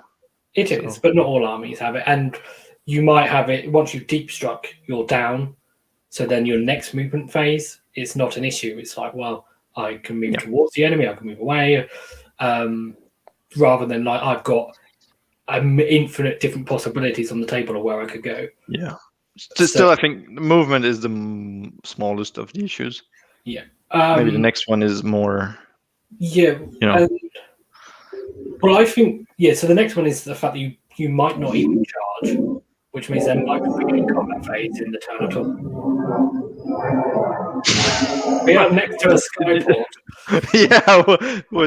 Hang on. I do want to say when you think of I do live next to an airport. But so the thing about this first and this last one is sometimes my turns are really fast. It's like, okay, my hero phase, I'm going to gain a CP, pass it, and then you shoot. And if you do your shooting right, it shouldn't take that long. Like, okay, my shooting's done. Now go ahead and your turn, because you don't. Okay, I don't suffer any battle shock. I don't charge. A hero phase is usually pretty small. Yeah, it's just moving a couple models and the majority of it's 80% of your turn, if it's a pie chart, is that shooting phase, and everything else takes up this 20% slot. I never thought Kharadron Overlord negative play experiences revolved around sort of timing or how long things took. I always, and I tried to get an answer to this question by asking a few of my my clubmates, what is it about shooting that people don't like? You hear this internet fear of the shooting meta is here and the shooting meta is dominating, and this is still a melee game, but for some reason the shooting phase just strikes fear in the heart of Warhammer players everywhere. And I couldn't really find an answer. I always thought it was balanced out by the fact that technically I only have 1 activation per turn as a shooting player, whereas a melee army will have 2 activations per turn. Obviously timing will be different, and when they fight and how many models they have to fight with is up for the dice to decide. But as a shooting player, I have 1 activation per turn, and that's on my turn. And then after that, I have nothing. So it's something. It's shooting and how that interacts with the core mechanics of the game, or what caused the negative play experience, and not so much how long something takes. I think. Yeah, I'd agree. It's not the duration of like you're not doing anything while I shoot, but it's you're taking stuff away without getting me to hit me back as you would do in combat, or no matter how you deployed, I'm taking away your toys. Mm-hmm. You couldn't save your heroes. You couldn't right? wrap your heroes because I'm 24 inches shooting, sniping your heroes. Yeah. I mean, I found the majority of my opponent's negative play experience when I can see my opponent kind of switch off has to do with the core mechanics of the game, and that's when you get a double turn. Mm-hmm. People are usually okay with, okay, so I'm going to take one shooting phase from the KO, but then I'm going to counterattack and destroy them all in melee because they can't melee as well as I can. But then when the KO, when I as a KO player get a double turn, I'm like, okay, so you know that we're just going to do that all over again, and then they just remove so much of their army, and they just kind of, you can just see them switch off and be like, okay. So I'm really hoping AOS 3 removes that. But in the meantime, if you're playing in a casual environment, in a club, it might be a good idea, especially if you can see, like, okay, we're gonna roll double turn, I get double turn. If I take this, I can see I'm gonna remove your army. Like if I double turn now, I've won. So then you go, okay, so we know that that's gonna happen. What if I just choose to not take the double turn and we play this out as what would have happened if I didn't take the double turn? Mm-hmm. Makes for a longer game, makes for more back and forth engaging game. I just wanted to call out this comment from the chat. It's from Evelina. She says that when she does her movement, she role plays her models. I was going to comment on that earlier. Like, I really want to know what that means. Yes, like, the lads are getting out of the boat and they're going and they're dropping down and here we go. Go over here. I like the idea to make a tightness boot before he goes or something like that. Not to dwell too long on this topic, but I think KO kind of turns. I found my KO, that's one reason why I play KO at tournaments, is because I'm much quicker in playing. I could play Fire Cities, they're equally strong, I believe, but it just takes much longer to do stuff. Mm-hmm. KO is just, I have less models. Half of them are in the boats, they're not even on the table. So I'm moving these 4 things. I'm shooting. Okay, that's it. I can guarantee that I'm going to play 5 rounds from my side, for my time consumption. Now it's just up to you. Yeah. Is it not? I don't think it's necessarily also like the sheer volume of time. It's the fact that your opponent just does. If you don't charge and there's no combat, your opponent just, for your whole turn, your opponent basically does nothing other than save. Is the problem. Whereas if you're in if you're playing a combat army, then again the hero phase they might not do anything. Fair enough. The shooting phase you won't have, or you might have to. Be an interesting one because they're like, you can't move them unless you retreat because we're in combat. Which you won't get against KO because we're like, no, we'll just fly high, it'll be fine. And then they get to do some stuff in the combat phase in your turn, potentially. It's interesting that you say that because doing a quick turn, shooting, not charging, no combat, they just remove models. In a competitive environment, that is considered the perfect turn for KO. Mm-hmm. Like I just went in, you just roll save rolls, and that's it. And you didn't hurt me back. That is considered the goal. Yeah. Whereas in a normal game or a friendly game, let's call it a friendly game, that is a weird saying. This is the start of NPE. Mm-hmm. Matt, so you don't need to raise your hand. There's a great. Well, I don't like to interrupt people. I just want people to know that I want to say something. There's a great comment in the chat from Stephen Musk, I think, and he said that essentially that a double turn for Kharadron Overlords means death for the opposing player, and a double turn against KO means death to. There it is. Thank you so much, Lee. So in my quest to find where the negative play experiences are coming from, is it less about having to do with just how shooting interacts with the core mechanics of, the nature of a models and dice game? And is it more to do with the fact how the shooting interacts with strictly the double turn? So if this game magically overnight in 3rd edition went to there's no double turn, it's 40k you go I go style, and drops has nothing to do with who decides to go first. It's a dice roll. So if it's a dice roll to decide who goes first and there's no more double turn, does that reduce the number of negative play experiences that KO would generate? So I want to stress that 100% my personal reason for why 40k is worse than AOS is the fact that if you lose a turn, like if something goes bad, there's no redeeming it, right? Like the thing about AOS is that you can alpha strike your opponent turn 1. You can't really do that in 40k because you can't deep strike until turn 2. So at least they get a turn, right? In AOS, if they didn't have a double turn, you could blow up your opponent the first turn 100% of the time and never have a chance of losing, because your opponent will only ever operate with half an army. Now, if we have the double turn mechanics so that if you lose half your army, you can still win the game because you can blow up the other opponent's army with a half army if you activate twice with it. You know what I mean? Like, it's such an important part of the game currently that I can't really see him just taking it out without having to remove a lot of styles of play. I think the problem is it's armies that can teleport and shoot interacting with the double turn. Because an army that can teleport and shoot starts itself all the way at the back of the board where it cannot be touched. Your opponent has 1 turn where they do whatever, and then you go, okay, and now here are my 2 turns of me shooting you to death. Mm-hmm. KO do it, Zench do it, Seraphon do it. That's why they're the 3 big boogeymen of the game right now. Yeah, but then you can double turn them back, and then. But but by the time you double turn them back, you don't have an army. Yeah.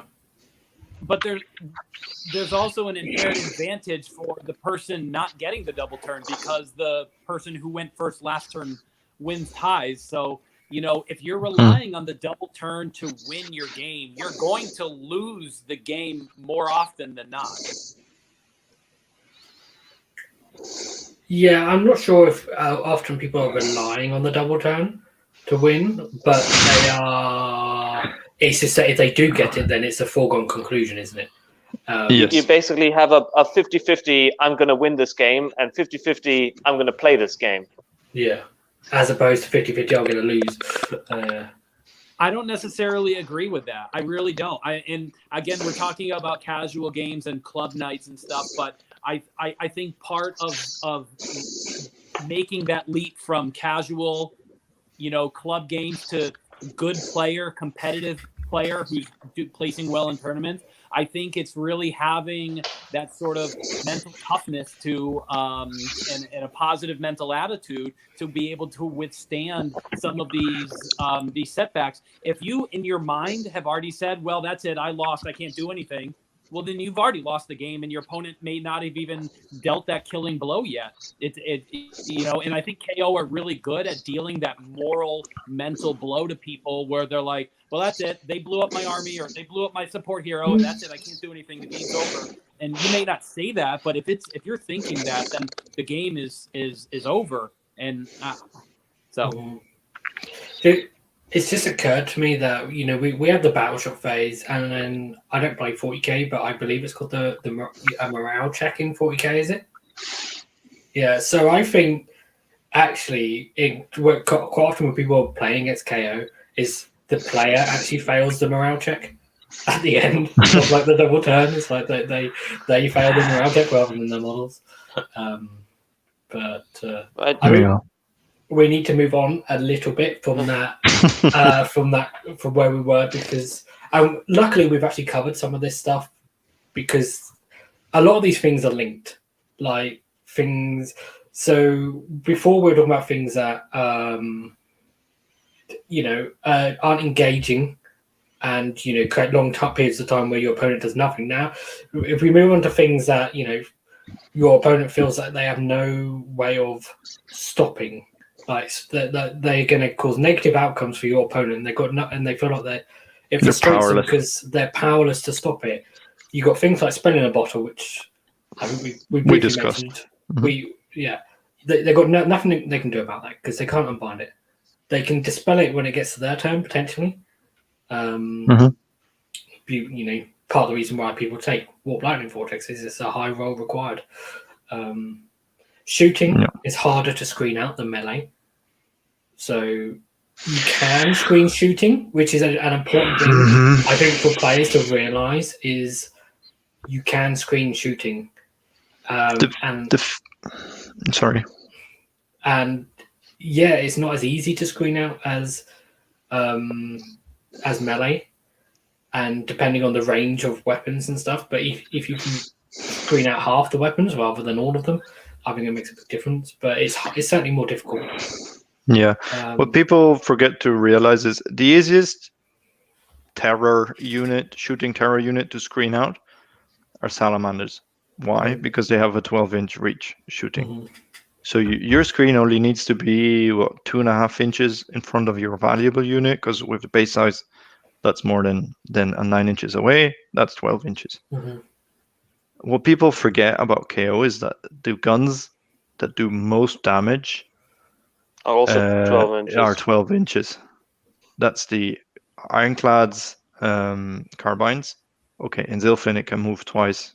Okay, then that's bad. But then still, you still need to be 3 inches away from the screen. So that's 9 inches away beyond. from your screen.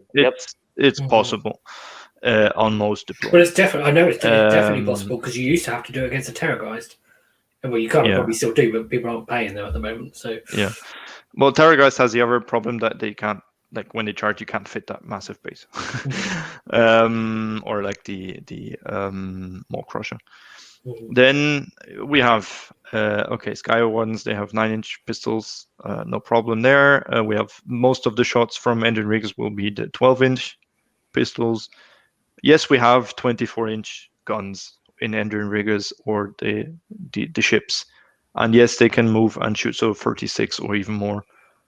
Those are not most of your shots, and those are not the shots that will damage most things. Those shots combined might take out 1 hero. Okay.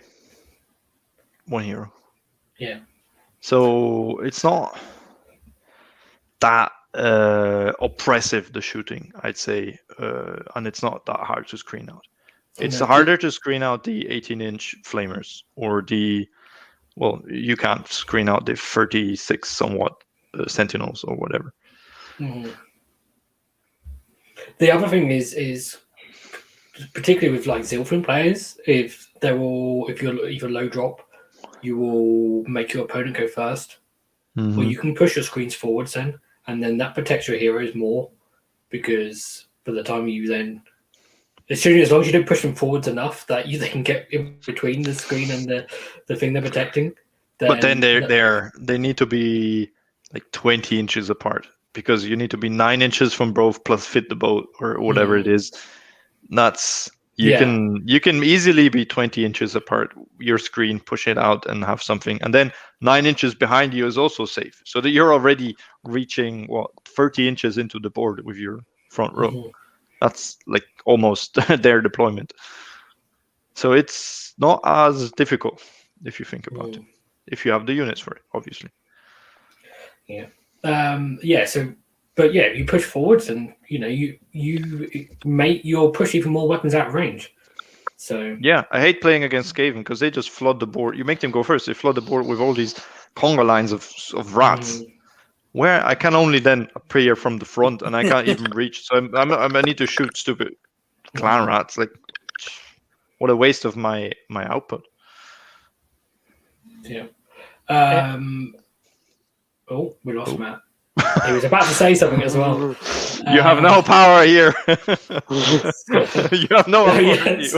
We did it, Jackie Weaver. We removed it.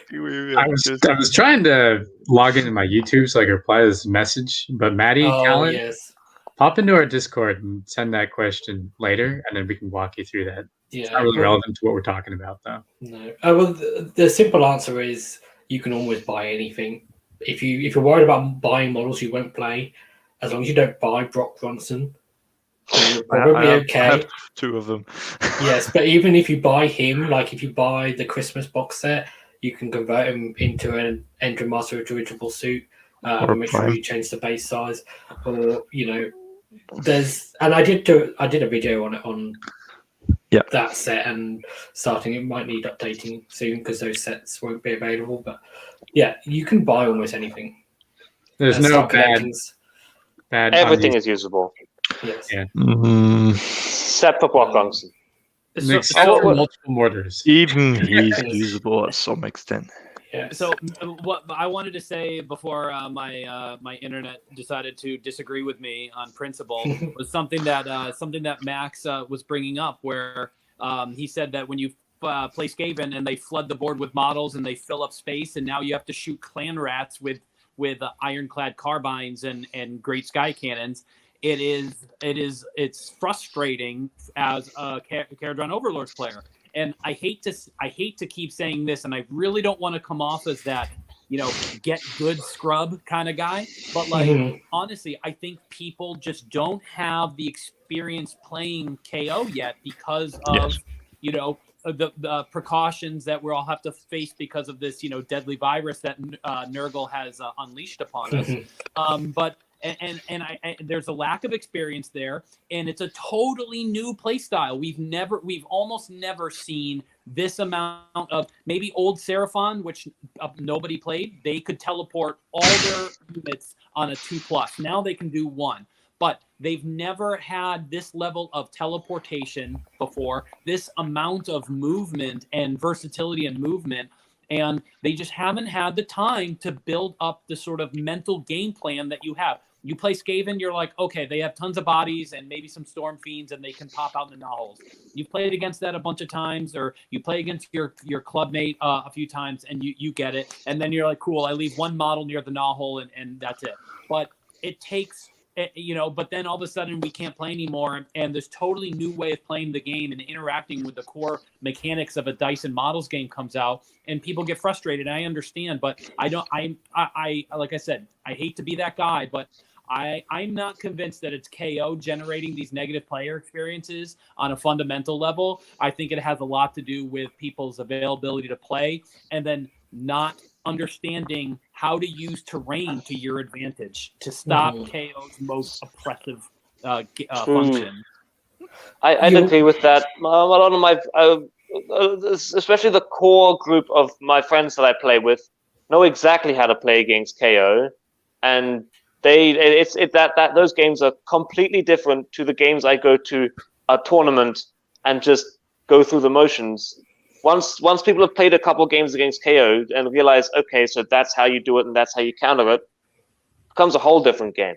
It becomes a lot more interactive because okay, so my screen is here, my backup unit is here, and they're like, everything's pre-screened out. My KO can only shoot the front rank, pop a couple shots out the back, but yeah, it's definitely something to do with player experience with.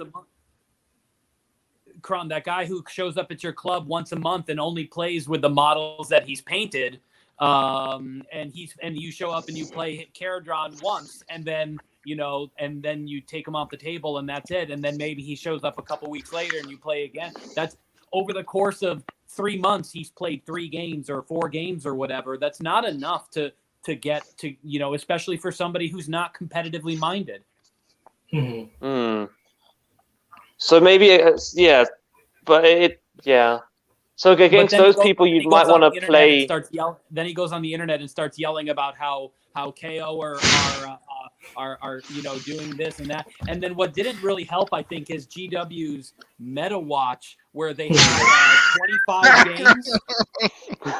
Yeah, that didn't help. 25 tournament results, and 25 in a sample across the entire world. They had 25 where we came in first place. I think 5 times. That is not a sample size that I would have felt comfortable putting out there as an example of the competitive scene. Yeah, that meta. I don't know. I feel like their follow-up article where they got some real good experts to just explain how to beat KO. That was really good. That fixed that. Yeah. Oh dear. Yeah, we brought up a couple of things there. First of all, is people might not actually be playing with much terrain anyway, which is probably a problem. Yeah, this is a thing. I think we're coming to this later, how to solve some of these problems. But yeah, that's one point I'd like pieces. To make. Big pieces. There should be 9 pieces of terrain. That's interesting because competitive, I always go 6, 7 pieces. In the book. A minimum 1 per quadrant with maybe a couple of small ones to fill the gaps here and there, right? At least one. Yeah, it depends on size and stuff. So there actually is written rules that tell you exactly how many. Yeah, but exactly how big. Don't follow them. And where they can and cannot be. No, the problem with tournaments is tournaments. They're limited by what they can actually. They're trying to fill like 40, 50, however many tables. Like if it was CanCon a few years back, it would have been 100 and something tables. So what we do in Australia, but especially like CanCon, the TO, all tables set up. TO will bring 3 pieces of terrain and put them on each table. Then each player is expected to bring 1 large piece and 2 smaller pieces of terrain and set them up on that table. That's all Australian tournaments now. So you have a total of 9 pieces, 3 large, 6 small, usually, and that is up to the players to bring to the table and also place on the table. And yeah, you can place those to. You can bring specific sizes and types of terrain that help you, but yeah. Yeah. The other thing is it depends how long you've been playing, and that because you can build up terrain collections over time, but it's getting better now with like 3D printing. There are companies out, a lot more companies out there available now than there was 3 years ago, but it's not always like it. Well, I remember when I first got into the game, it's like, getting a table and terrain is honestly not necessarily an easy thing. Making your own terrain is a matter of 1 hour. It's so easy. It get some depends styrofoam, just cut some rocks, stick them on a cardboard, attach a tree, make 3 of those hills, see your groups of little trees, some rocks. Perfect. You're done. It does depend on what like your aesthetic standards as well. You can paint them well. I feel like if you started making Americans bring terrain to a tournament and forcing them, you get so many people claiming that's tyranny. You can't make me do that. I've got my rights. Yeah, probably. Nice accent. That was good. I can't do that. Yeah. But yeah, in terms of movement as well, I think there's this other problem where some armies can't zone out large areas of space. And that's not necessarily a problem, but you shouldn't try and do it if your army can't do it, because then what you end up doing is you spread out so much that we hit a flank and destroy that flank, and then if you're a Sons of Behemoth army, I don't know what to tell you. Just look, you're not at the tournament to win anyway. You're there to have fun. Keep your Gargants together, because we can kill 1 Gargant or 2 Gargants isolated. But if they're bunching up and now they're both like, if I kill this one, the other one's gonna come for me. He can do damage. He can do damage. If they're sitting next to each other and you kill one. Great point. I think that brings up a great point where if you make a mistake, Kharadron Overlords are really good at applying maximum pressure to that one mistake, which maybe some armies could take advantage of it and use that a little bit to their advantage and chip away a little bit. But when you make a mistake against Kharadron Overlords, you are getting the full brunt of our entire allegiance on that one mistake, which just kind of blows it wide open. Yeah. And then the final thing is, it's just in Zilfin, it's even 10 times worse, because you'll teleport somewhere and then you'll move afterwards, which honestly I don't think that should be part of the game. Yeah, Matt, this is the part where you say movement after teleport breaks the game. Yes, I just queued it up for you, Matt. Yeah. That's why they removed it recently from the Daughters of Cain book. They used to have a teleport move shenanigan, but that got axed. Any instance of movement after teleportation is bullshit, and I will say that. I will die on that hill. We're getting demonetized now. Old Daughters of Cain could do it. Anytime you can move after redeploying or teleporting, it's bullshit. There's no point having that 9-inch away if you're just going to move afterwards. There are things in the game that can teleport 6 inches. So the Stormcast can do it. The Skaven, one of the Skaven you mean just 6 inches away? Can do it. Yeah. Yeah, I mean the Stormcast is 7 inches away, isn't it? But some of the Varangard crossbow shooty people. Tenable shards and assassins can move into 1 inch away. Yeah, but tenable shards are not legal anymore. It's just like if they've given you a teleport that says you have to be 9 inches away, and then there's by some shenanigans you can move afterwards. And why did they make you be 9 inches away? Well, I think inherently 9 inches was it's hard to make a 9-inch charge. Mm-hmm. But now you can add +4 to your ironclad charge. But you can see they've done the same thing with shooting, whereas they have tried to balance it. You can see it with KO actually. A lot. There is, you can see the fact that they balance, like Arcanauts don't get to use their pistols. We're not the first example of it. Fire Slayers, how old are they? But they have a easy pop up and shoot with a Rune Smiter. That's why all the throwing axes are 8 inches, probably. It wouldn't matter if the throwing axes were 20 inches. They're not doing the damage. They're 5s, no rend. They could have don't even roll those down. No, but they could have made them 10 inches, couldn't they? Why did they make they've always been 8 inches. Yeah, it seemed like it was. I mean, they have 18-inch flaming shooty people. So yeah, but then you have to choose to take the got rid of the. Good thing they got rid of the potential game-breaking Arcanaut pistol spam, and and change those ranges because it takes on average 13 pistol shots to do 1 damage to a 4-up save. So no, it's just it's a case of the straw that breaks the camel's back, though, isn't it? It's just more shooting after you've teleported, and there's no reason. It's shooting from the boat after teleporting. That was the main thing, I think. Yeah, but the Zilfin just makes it worse. Yeah. And then the last thing is that I don't know if I really put this on the correct screen, actually, but there's a glass cannon melee sort of issue where KO generally won't charge with stuff like riggers or wardens unless you're going to delete a unit. We talked about this earlier with trading and stuff.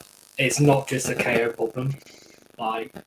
People don't charge into things unless they know they can kill it, or they, if it's favorable to them. And KO especially, you're not going to see charges predominantly unless you're going to destroy the model. It's not like you're not going to charge 6 riggers into a load of half-guard berserkers and then do nothing, not do very little, and then let them hit you back, because why would you? And yes, who would do something like that? That would be dumb. And then the other thing is a lot of our melee output isn't melee. It's not combat. It's things like dropping bombs, which we talked about the activation wars, and people don't like that. Well, what if you just all of your ships just do some damage before anyone gets to fight? That's there's nothing someone can do to defend against that. And then things like the battle ram, which obviously will be in the charge phase rather than the combat phase, but it doesn't matter that you're not shooting them in some ways because it's still doing something that they can't protect against. Okay, but the battle ram makes my inner Timmy very happy. Yes. And I feel like another Timmy will appreciate it more than being shot. I'm gonna park my boat in your unit. Yes. I've never had anybody have a negative experience. I take that back. I lied horribly. I crashed my boat into a turtle and did 11 mortal wounds on a 14. So he had a bad time and he conceded soon after. But most of the time, I think out of the 10 games I played with Zahn, my opponents have generally been like, "Oh, hey, that was fun." I feel like in the same vein of party poppers, every time you charge someone with a battle ram, you need to blow an air horn. Yeah. Boom! Well, I think this comes back to like the engagement thing. Like a lot of these things tick more than one box, and actually charging someone with a boat, it ticks this box of like they can't do anything to stop it, but it's not ticking the box of being unengaging. It is engaging, like that experience. Whereas shooting is like it ticks the box of being hard to defend against, and it's not engaging at the same time. And I think that's probably where the worst negative play experience comes from, is when you're ticking more than one box with a mechanic, or you're doing multiple things one after another.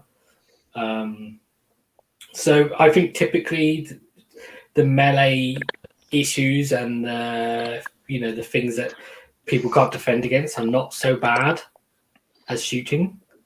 Partly just because of shooting's reputation, and partly because it's more engaging and it's inherent within the game with this trading issue, so people don't think of it as a KO problem. The frustrating part of the impact mortal wound mechanic, it's the same with Stonehorns, is that your screens are less effective, because I can charge your screen and then still pile in 3 inches towards your opponent. That's why Frost Lords are so scary, because they can like ram your thing, explode your screen, and then pile in 6 inches and still be good in melee combat.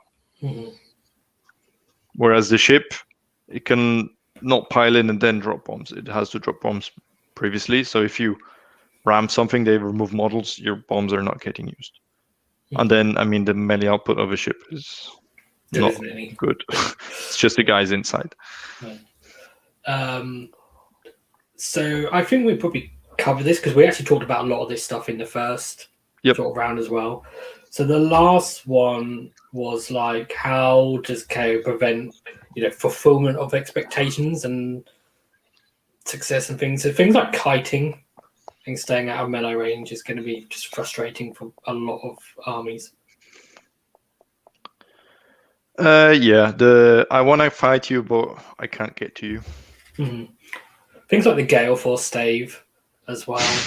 No, that's like basically a lot of the things that are powerful, not just in KO but in all armies, is because they break the rules of the game, and that at some point is going to take away someone's chance to do something they want to do, or be something they can't defend against. Well, staying out of melee range requires you to stay away movement plus charge range, and that's mostly already then out of your shooting range. So there's a trade-off here. Do I want to stay safe from you, or do I want to do damage to you? Or do I want to score objectives? Because remember, you have to get on those points at some point. It is a frustrating mechanic, because people when they face KO and they're used to their usual game style is, I want to run towards you and hit you, but now I'm just running behind you and I'm not catching you, because now you're on the other end of the board and then you're going over there again. That can be frustrating, especially if you have 4-inch movement people. Imagine if your opponent's got Go Trek. Like, you just keep like teasing him essentially. Like, I'm almost close. It's entire Fire Slayer armies. Yeah, you can just, if the battle plan allows it, because it has multiple objectives, you just jumping around, feeding them maybe one unit as a roadblock, and yeah. I mean, Carl hit on the point about like objectives, and so I think this is frustrating for Timmies. I don't think it's necessarily frustrating for Spikes or Johnnies, because they will like enjoy this. Spike will like the fact that he gets to win the game. Johnny, I think, will like it, trying to figuring out, oh, actually I can still win this. Like, I can do, if I do this, but then the figuring out part of it only happens in the one game, and it doesn't happen the second, third, fourth times you play, maybe. And it's like, well, I've already figured this out. I'm not getting a new thing to figure out each game. No, but he gets the satisfaction from his plan working. Yeah, possibly. The next one is you remove their favorite models or the models that they were going to do the thing with. Like if you kill someone's small crusher, then they definitely won't get to charge with it. You remove their really important stuff. It is this ability to remove models or single units from far away, from turn 1 onwards. Before they get to do anything fun with them. Yeah, because before they're gonna get to use their buffs, use their once per game ability to blow up a terrain piece. I don't know what the ability is. It is especially if they came up with a list that revolves around 1 or 2 cool things. Like I'm gonna power up this guy, and then I'm gonna cast this, and then I'm gonna send him forward and destroy. But if I take away that buff here, the whole thing doesn't work. End of wind launchers, I will say, being on the receiving end of Stormfiend wind launchers, I can definitely understand that sentiment. I mean, I had it in the old KO book. In a 1,000 points game, my chemist got shot off first turn. And with the old style chemist, that was a big deal, and that was very annoying because they rolled a 6 for 6 damage and D6 damage. So I've had people start to, especially the people I've played a lot, start to just try and they've started sniping out the guy with the spell in the bottle. I'm like, no, hang on, that's not how that's supposed to work. I'm supposed to put a rat trap on you. Stop it. Yeah. Yep. I mean, this is the nature of the game, essentially, but with shooting, it's a lot easier to do it. And for KO, we can do it fairly reliably to remove key pieces. So, because no one cares if you kill their screen. Like if you drop down 9 inches away and you put all your 12-inch guns into their screen, no one's bothered. It's if you kill the thing behind the screen that they were planning. They were like, well, at least if you drop down over there, as long as he survives, he can then counterattack, or they've got a synergy relying on having CPs. And as long as this hero is alive, I get a CP on a 2+ or whatever each turn. But no, for a lot of players, I think this can be really annoying. Because how long do you think some people put into painting some models? Oh, ages. But that is the rule of the game, the new model syndrome. You finish painting, you're playing it, it's the first thing that dies. That's just a rule. That's usually the best thing. Yeah. That's just you need to always play 2 games until you get use of your new unit. That's just the way it is. There's nothing we can do about that. Yeah, but it's just going to be frustrating for people, and the solution obviously isn't don't kill the most important stuff because you need to, but it is something to be aware of, like in a fun game, like that could be something that's going to really wind up your opponents. We need to be differentiating between I think this is also the next thing we're talking about, is how to make games more enjoyable and reduce NPE. The solution cannot be just don't do this and that, and don't use half of your rules and just play a weak list, because then you're not having fun, and it's just you have a feeling, I'm just going half power with my army, and your opponent thinks, he's only winning because you just downgraded your army by 50%. Yeah, you don't want to avoid the opponent's MPE, only to have your own MPE. Exactly. That's true. Well, I had this experience when I set up a game against somebody who I had never met before, and I told him ahead of time I'm going to be playing Kharadron Overlords, but I'm not going to play my my tournament list. and I had brought a bunch of units I wanted to try out, and they were a lot of Foot Thunderers, and I wasn't playing an optimized list. And he was playing, and then he showed up and he put down his Trogs that he finished painting, and it still didn't go very good for him. And I felt bad, it kind of, after turn 2, there was almost nothing left of his on the board. And, I certainly felt bad, and he had a good attitude about it, but I could tell that he didn't have the greatest game, and that was my fault. And yeah, because if you think you're like, oh, I'm not bringing a strong army, but then somebody brings spiders to the table, and you're like, oh shit, So playing a weak army or a watered down army isn't always going to work. It really is about making sure that you're on the same page with your opponent about what to expect out of this game and what you both want to get out of the game. There's a big difference between a weak KO army and Beastmen.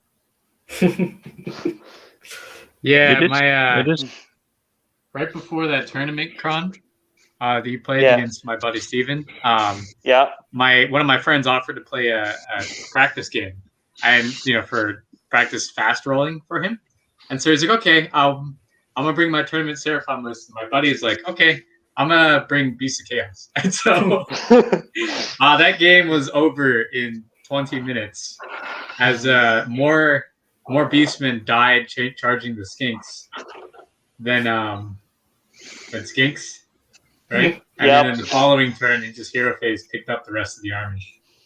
God. Talk about negative player experience. We can talk about Skinks all day, but well, Seraphon were ranked highest in the Warhammer Weekly Survey. It was like Seraphon were like the top 3 was like Tzeentch, KO, Seraphon, and KO and Tzeentch were like on a similar sort of level, and the Seraphon was like the Tzeentch and KO combined.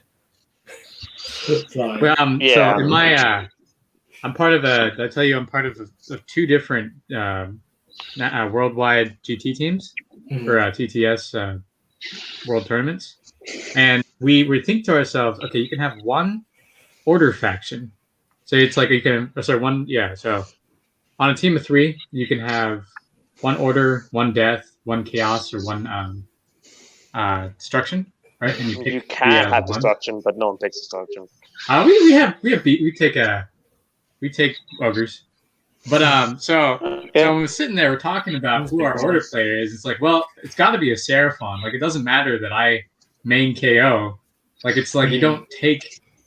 It's not even comparable. Like it wasn't even a discussion the first few times we talked about it. I'm like, hey Kyle, you want to take KO? Like, no. Like, it's just Seraphon is just so outright good in every situation.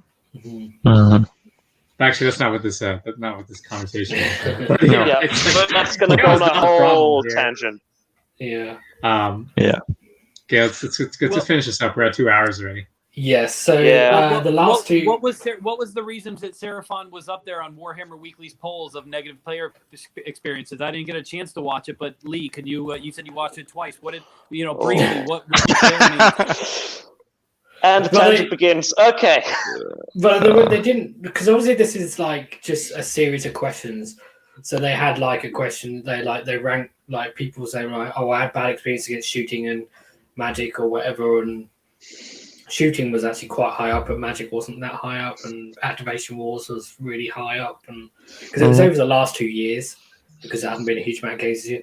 And then one of the other questions was like just to rank the armies that you've had negative player experience against, and that's like there wasn't reasons for it. They had a whole thing where people could write, like a submit a thing that wasn't multiple choice, where they could write a field and pick some of them out.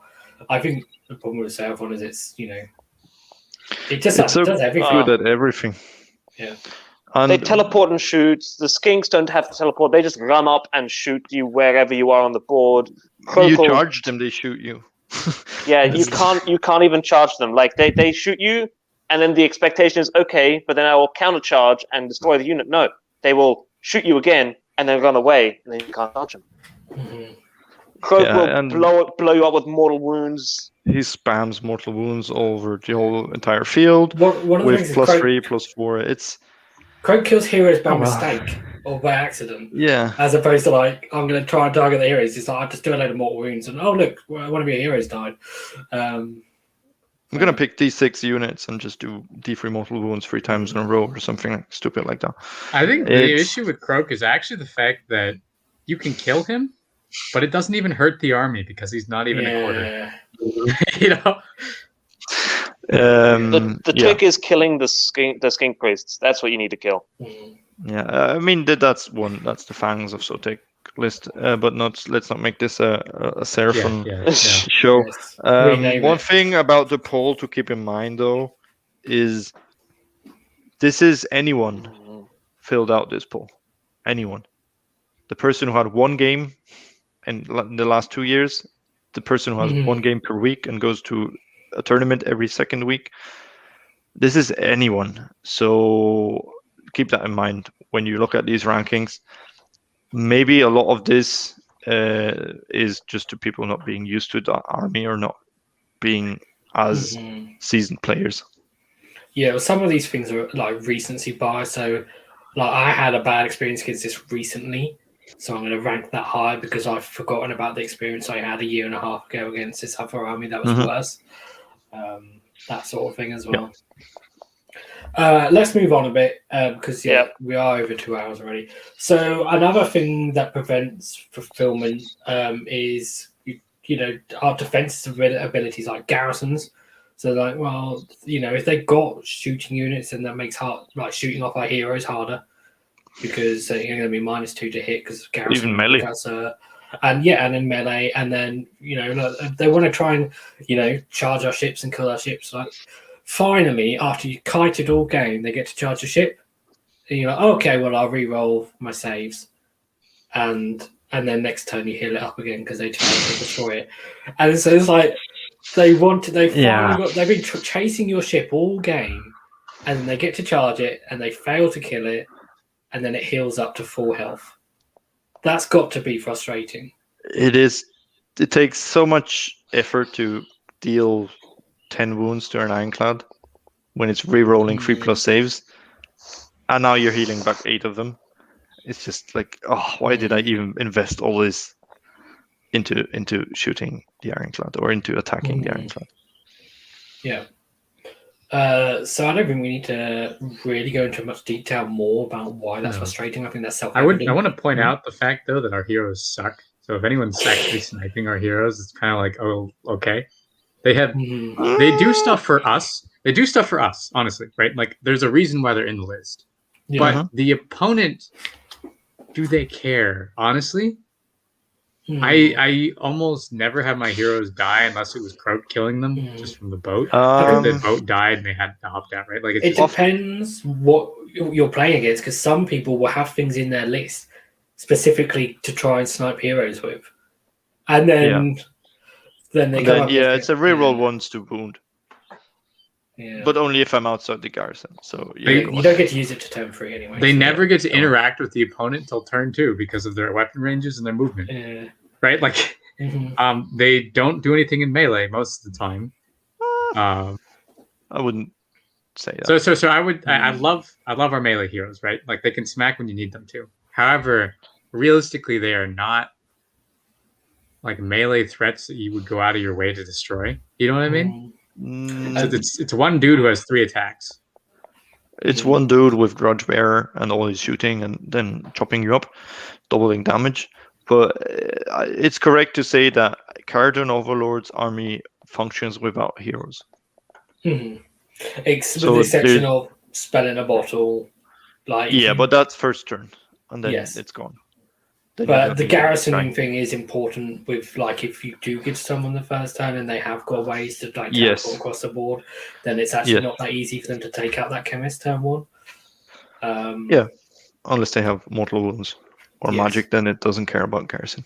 Yeah, but it doesn't. What I'm saying is that doesn't empower the army in a way that other heroes do. So it's less important. It's like usually just kill the boat. Yeah, that's where the boat is. But that's where the heroes come in. They heal the boat.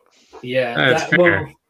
And and riggers do as well. But it's mostly the boat where I think this section is a problem, where it's like because you're used to gold on the boat to reroll saves on the boat a lot, and then they got large wound counts, and then you'll heal it up the next turn. So I think that's where it becomes frustrating.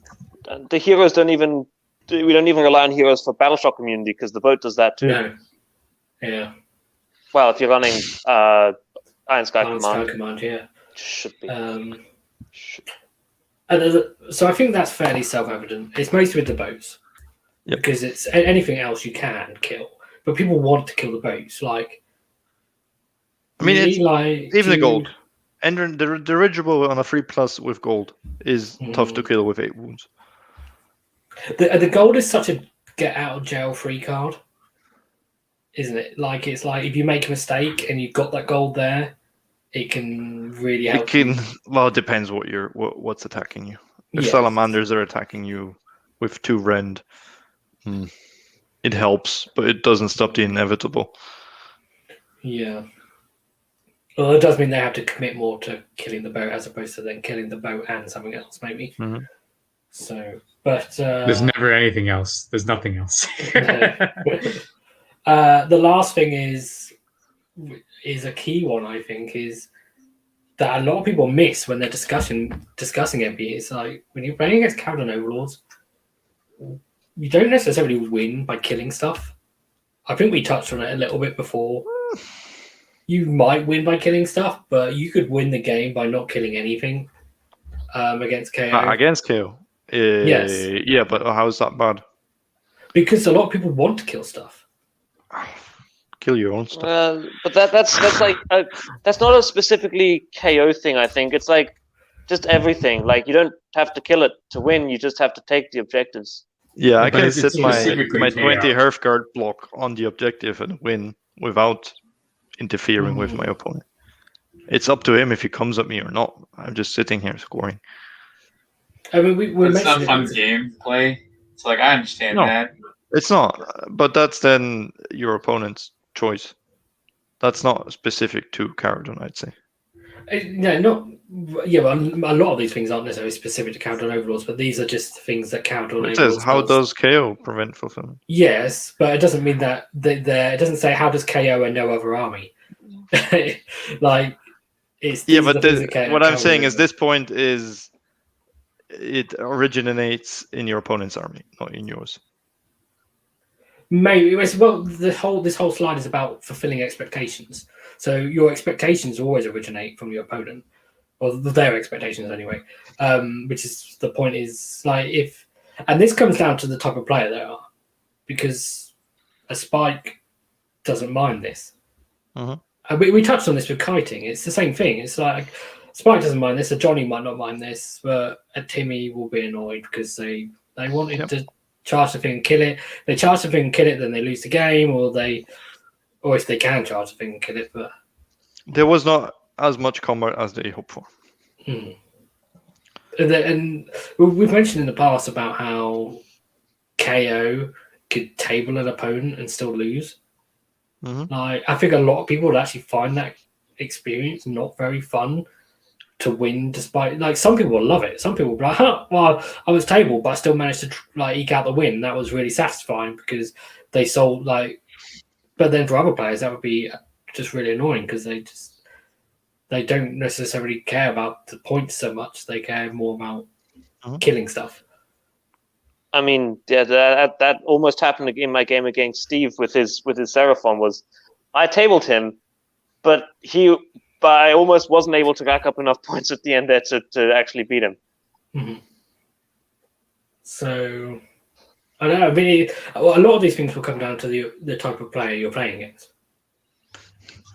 So that's the thing. So if we move on, because we talked about the problems, and hopefully we've got some solutions that aren't, as you said, just playing weaker lists. Which some of them, sometimes it is going to be a case of playing weaker lists. But the most important thing I think is to assess the problem, which is having a proper conversation with the opponent that says, I don't like playing against your KO, working out what it is they don't like. And it's no good them saying, well, I just didn't find it fun.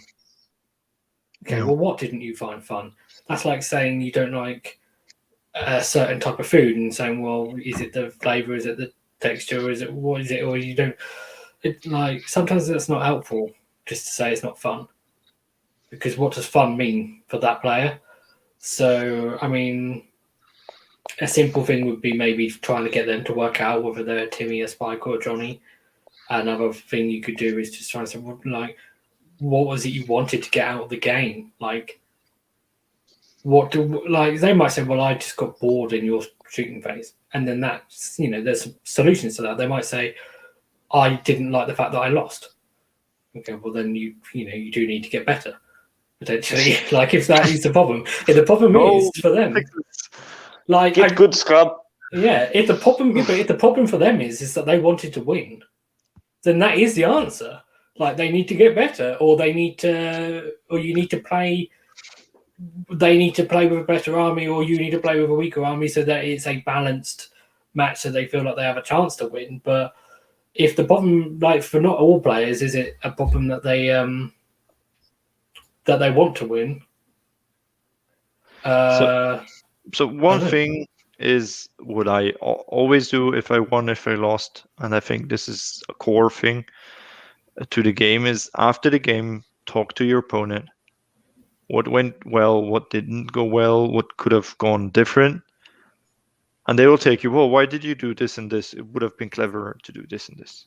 Ask them, just like, what could have I done better? What could have I done wrong? And they know their army best. So they can tell you, oh, if you would have done this, I would have been in big trouble. Okay, now you know. Now you learned. So it's not just saying, oh, yeah, good game, thanks, cool. But why don't you add another question to that? It's like, rather than what went well, as well as what went well and what didn't go well. So what did you enjoy and what didn't you enjoy in the game? Yeah, what was your? They often do this in the White Dwarf battle reports. It's like the MVP unit of the match, and the opponent nominates an enemy model. It's like, yeah, he was great because he did that and that and that, or he killed my entire unit. That was the cinematic moment of the entire battle report. Maybe do that. Yeah, I really like that unit. They're scary because of that and that and that. They might say, I really hated it when you killed X model turn 1, and if you killed a different model, I wouldn't have minded so much. Or they might say, I really hated the fact that I didn't get to charge. Like, I failed this one particular charge, and if I'd made that charge, I would have made the game. Because even if I hadn't killed the thing, like, I would have been in with a chance or something. I don't know. I mean, Matt, are you waving your hands? Do you want to say something? So I don't like interrupting people. So I hate when I have to do that to get in. But so I really don't like how all of the options, well, not all the options, but the options here are a lot of the options that we're talking about stem from, retarding our ability to either put out damage or not use the units that I have painted and that I want to use, and sort of, almost like somebody said earlier, I believe, reducing my positive play experience. Maybe not necessarily make it a negative one, but, if I just finish painting my unit of 20 Thunderers and I want to use them, and feeling like I'm going to cause a negative play experience by using them is not really a great feeling for me. And so I don't have an answer, but I don't like the options so far that I've heard or seen or that we've discussed previously. That's why this is the most important thing, because Thunderers could actually be a great solution. Because if they say, well, I didn't get to charge anything all game, then great, take Thunderers. They're going to be -2 to hit in melee. They'll get to charge them, because you're putting them so they can charge them. But now you're just being evil. You're luring them in. And then they get double shots back. When they're in combat. Yeah, but they might. Yeah, but it depends on your opponent, because your opponent might not care about whether that unit dies after. Yeah, but that's a very specific opponent. He just wants to charge and then not do stuff. No, I don't know. I don't know. What I'd say is, if you have a strong list and your opponents are frustrated by it, there's other strong lists. Yeah. That try those. You can. We've covered so many. Try other lists, play them, learn them, and as you do, you will have games where they will go different. Don't go Dilfin spell. We said avoid spell in the bottle. It's not to say don't take the spell in the bottle. Don't take Vortex because it's just offensive and mean. But take a list that doesn't use it. Take a list that uses Flare Pistol and play that list a little bit. Take Cogs. Strong. Take Cogs. Take Cogs. Take Cogs as your spell. Cogs is always fun. It's a Everyone different wants to go approach, fast. and people might enjoy it more because it's not my entire army is under a rat spell turn 1. So I tried to put these in a little bit of an order. So the first thing is assess the problem, because then you can actually try and work out what your opponent doesn't enjoy. These 3 here, so avoiding spell in the bottle, decreasing shooting profiles, and taking melee options, are all about maybe giving your opponent either decreasing the length of time in your turn where they're not doing anything, or giving them the option of doing something in your turn. So if you don't take spin the bottle, and it's particularly if you don't take warp blinding vortex, which is actually a little bit awkward to set up, then your hero phase is quicker. I believe those 3 options are also known as take Barracks on. Yes. Yes, fair enough. I think Barracks on is a great way to play, but it's not. It's not free of NPE, I can tell you. No. Doing 13 mortal wounds to a Bastillodon. Yes, well, we brought that up with Bad the feels. Things. But depending on the opponent you're playing against, they might prefer taking 13 mortal wounds on a charge to taking 13 wounds in the shooting phase. Yeah. So decreasing shooting profiles is what Kyle mentioned right in the beginning, which is if you take Thunderers, just take rifles rather than special weapons. Or if you take Riggers, only take the pistols rather than the 3 different weapons, so that you can just speed it up a bit.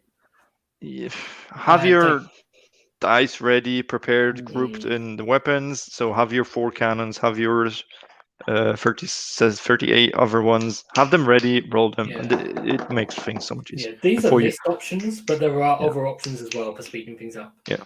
So, and then another thing is, so then the next one was like them not feeling that they don't have a chance to defend against things. So my top, this shout out actually for this is the person that come up with this is Stuart from Northern Invasion.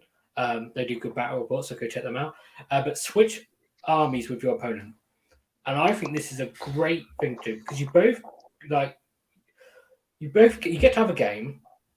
You both get to understand each other's army better, because the understanding of an army is hugely better once you've played it, as in you're controlling it, and they will get to experience the problems of actually I can't fly high there because there's terrain there, and because all the weaknesses of KO and they know all the weaknesses of their army. It's going to be a very interesting game. You can do it more than one game as well to do different battle plans and stuff, but they get a much better understanding for how to screen out shooting and stuff, and that's a great, rather than you just telling them, you should have done this, they get to feel it in a visual, and by playing a game of this is how I get better at defending against shooting. All right, I'm gonna have to head off. Sorry, guys. No problem, Quan. Thanks for joining us. No worries. Catch you next time. See you soon. Next week. Night. I don't think we're going to be much longer anyway. But yeah, switching armies. I mean, what do you guys think of that? Fantastic idea. It's a fun thing, especially when your opponent says, there's no way I can beat this, and then you take his army and beat your own. Then you're just showing him, see, it's possible with your army. Yeah. But it's also kind of BM. I've said that. I haven't done it, but I've told people, man, dude, if you want to swap, I can show you how to beat. KO's not good, I'm trying very hard to win these games. I I like to say that most armies are attack move armies. Like when you're playing an RTS, you press A and you select the other side of the map. That's what most armies in this game are. You can't do that with KO, right? Yeah. No, I think this is a great thing you can do, and it's just like, well, if they, as soon as they see your army, they go, "Oh, you bought KO again." You go, "Oh, well, I thought we'd change it up, and you can run the army, and I'll run yours." And it might take some more explaining in the beginning. Yeah. During the game, so now you can do this and this and this. What can I actually do?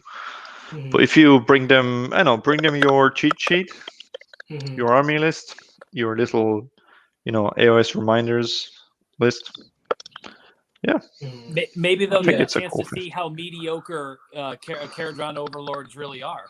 Exactly.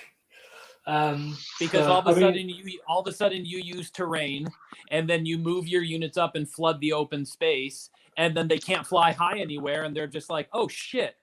Oh, why didn't I do that before?" And it's like, I have no idea, because you can't. What's the distance between two units that you wouldn't be able to fly high into? Was it 18 plus the width of the ironclad? So you're looking at about like 24 inches between two units where an ironclad couldn't fit into in two straight lines. And then you're just like, oh shit, wow, I never realized that before. And it's like, well, nobody ever told you to put the linchpin of your army 6 inches behind your screen, No,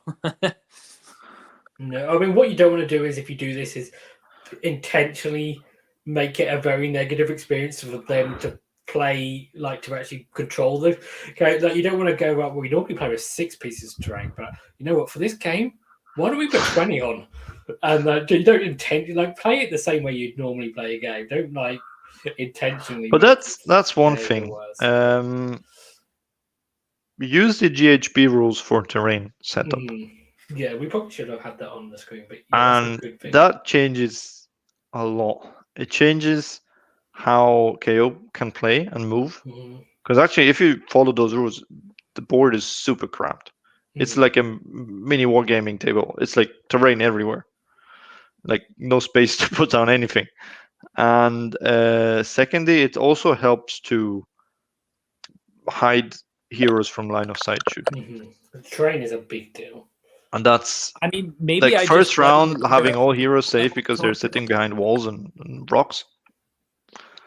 Changes I don't a lot. know. Maybe my club uses a normal amount of terrain, or like a lot of terrain, but I really have very difficult times. Well, I guess my old club now, and I won't be playing in Northern Virginia anymore. Probably that's a little bit of a key for you. Yeah, it would. You're gonna have to fly high.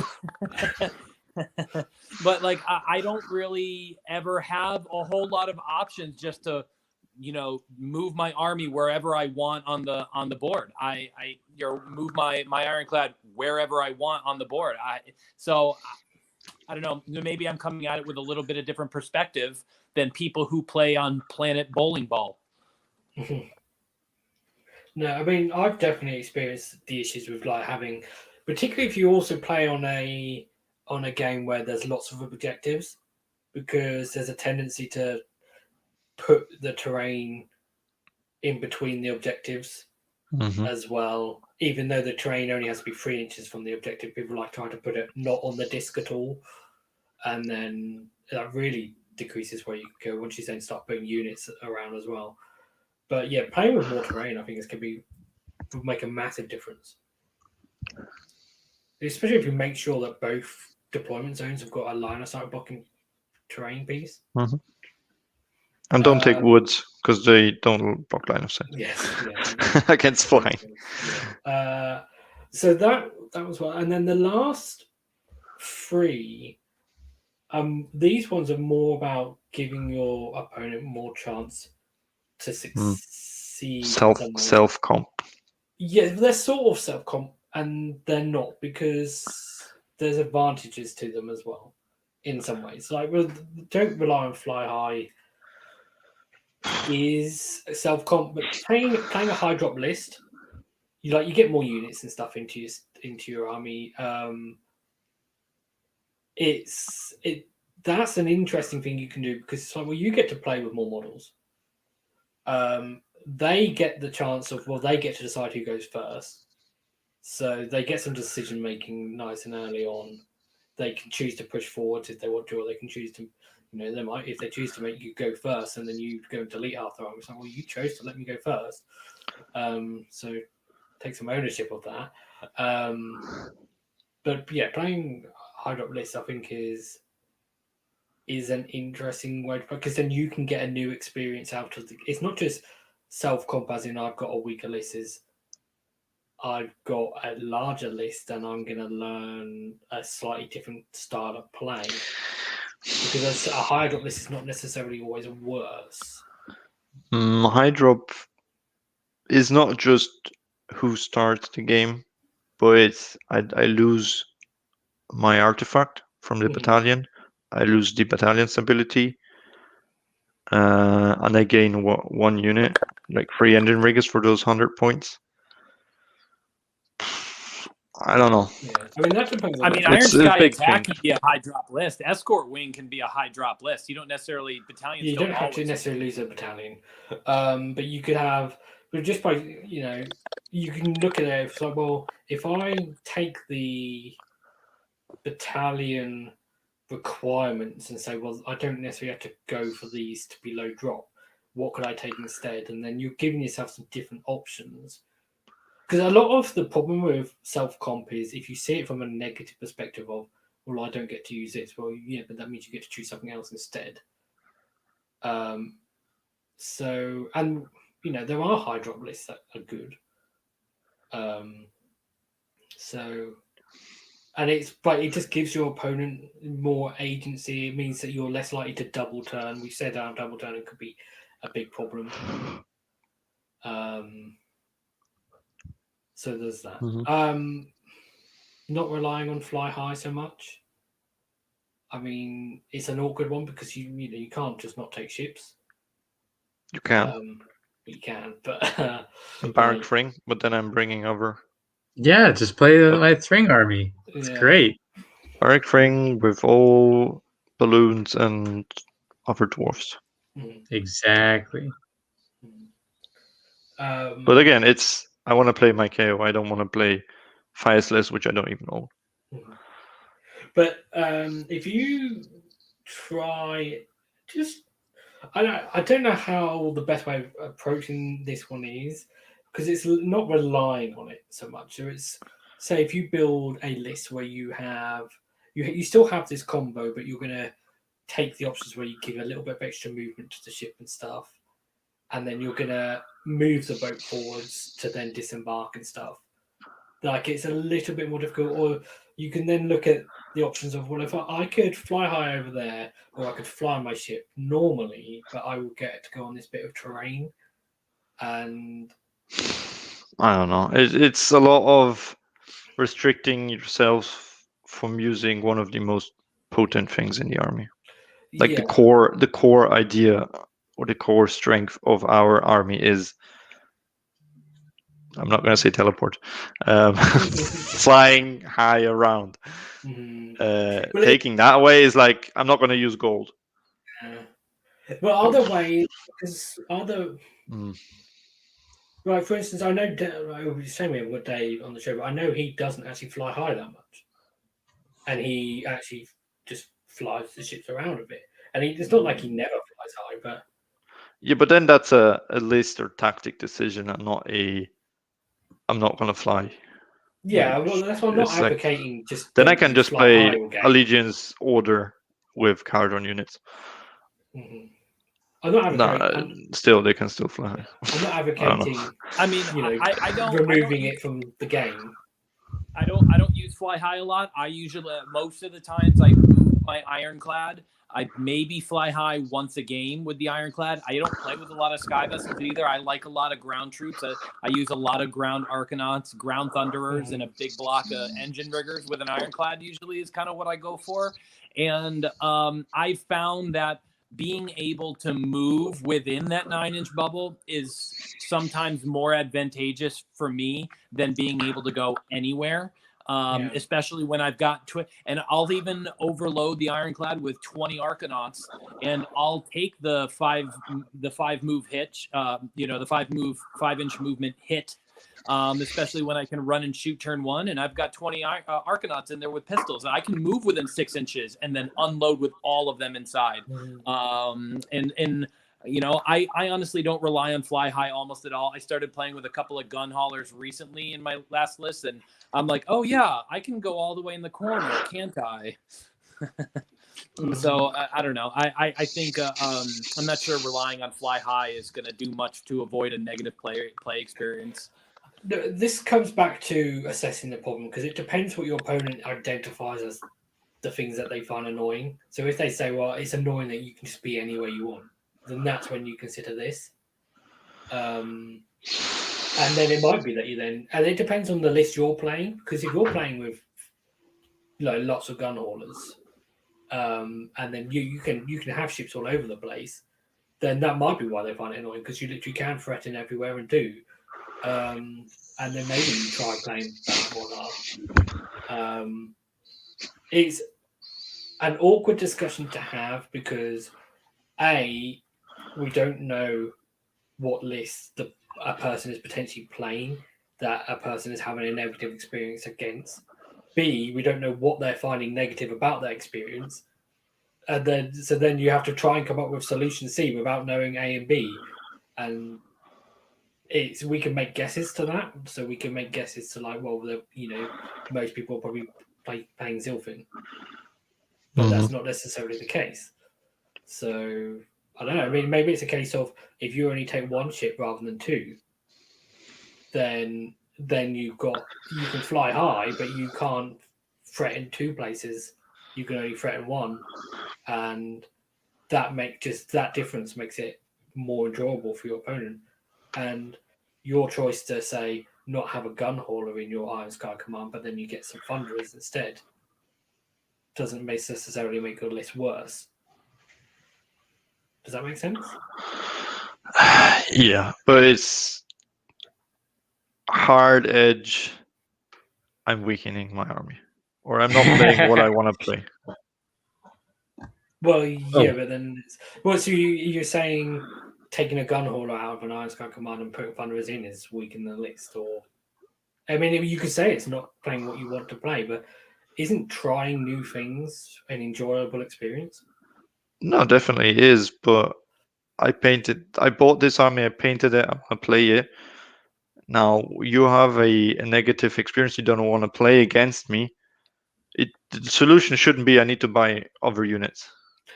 Yeah, well, I'm not gonna advocate that you have to go and buy units you didn't want. Yeah, well, I'm not gonna steal them.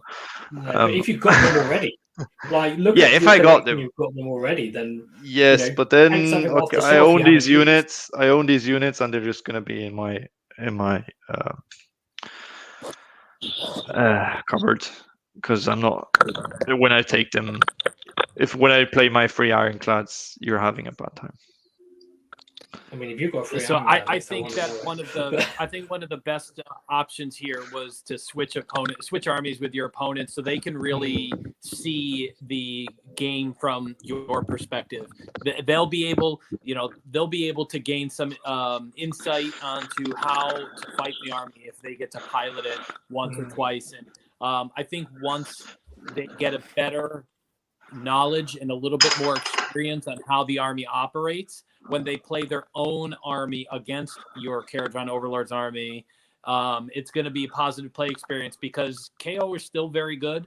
And I think once people do get a feel for how the army plays and its weaknesses, it'll be a better experience for both players. Because let's be honest, other than Kron, does anybody like just taking their opponent's models off the board? Oh, I love it. I do like killing things when my dice allow me to. It doesn't happen very often, but I do enjoy it. Especially when they're elf models. Yeah. Oh, so one thing I want to say is, these are, potential solutions, but I'm certainly not advocating do all of them. And they all come back to assessing the problem. but you can pick one or two and combine them. So, for instance, not relying on fly high, your opponent, what they might hate about fly high is when they do get you in combat, then you zip off out of it. So how about you take both of those and combine them, and you do more like what Carl does, and you build some combat into your ship. So you have an Admiral and an Engine Master, and you go, well, I'm not going to fly high out of combat, because actually if I'm in combat, I can do some damage. And then, because they might not be annoyed about the fact that you can go all over the board, they might just be annoyed about the fact that when you finally get into combat, you leave. So you stay in combat and you do damage. That's a great point, Lee. That's a really great point. So I think that it's not. I think it's a perspective thing of, am I going to comp, or actually am I going to try and look at a different style of playing that is still strong but does things slightly differently. The last thing we've got on here is putting units onto an objective, because if they like charging and killing things, and if you've got models on an objective, then they will enjoy that. Now does seem like you just throwing models out to die. Yeah, that's just suicide. But it depends. Like Barrack Mornar is a good example. You play with a larger force and you have more bodies and you do have models on objectives, and it works for some players. You can't say it's a bad army, because Sean Conlon won a tournament with it, and so did Carl Long, and Matt's done well with it. You could look at things like Kron's version of the Zilfin drop, where he has Collector, so then he has 3 units of Arcanauts, and they push forward and sit on objectives. Well, eventually they will get charged and they will die. But then if you're playing against someone that likes to charge things and kill things, then they might enjoy that more than you playing where you deploy everything in the corner and completely fly high all over the place. It's all going to come down to what your opponent isn't enjoying. We use one last thing is, I think it's the last thing, unless you guys have got more to add, is we touched on Zon. I think Zon is a great option for doing something that's a very different play style that if you normally play Zilfin or something, or Vaz, that can be more enjoyable for some. I think 3 is actually if you the got best the one. Sky Wardens built, you haven't built. That's if you got the Sky Wardens built and you haven't built 30 or 40 engine riggers. Yeah, no one knows the difference. A pushback to that be with your opponent is saying to you, "I don't want to play against your KO," and you go, "Right, well, I'm not going to go out and buy a whole new army, but will you let me proxy my engine riggers as Sky Wardens, and I'll play a completely different style?" And then, because if they're not willing to compromise a little bit, they say, "No, you've got to go." No, I'm not doing that. It's like they've got to be willing to compromise to some extent if they're saying that I don't want to play against your Kharadron Overlords. So that would I enjoy playing against them, and I got this solution that might make it more enjoyable for you, but it involves proxying. Are you okay with that? And they'll be like, well, yeah, if you think it's going to be more enjoyable for me, then I'll try. I'll give that a go. So regarding Barrack Zone, I've been playing it recently. In my personal opinion, it's stronger than Zilfin. Because it offers answers and solutions against armies that Zilfin struggles. It's so much easier to play against Iden of Deepkin with Nurgle. I haven't played against Nurgle, but it's for the hit those armies instead of just a Zilfin Vortex or Zilfin Thunderers in your face flare pistol. So sorry, I heard Nurgle and I came running as fast as I could. Yeah, because there was a tree. Yeah, that's why I love Nurgle so much. There's a tree. There's a tree, yeah. But yeah, try it. It's fun. It's a different play style.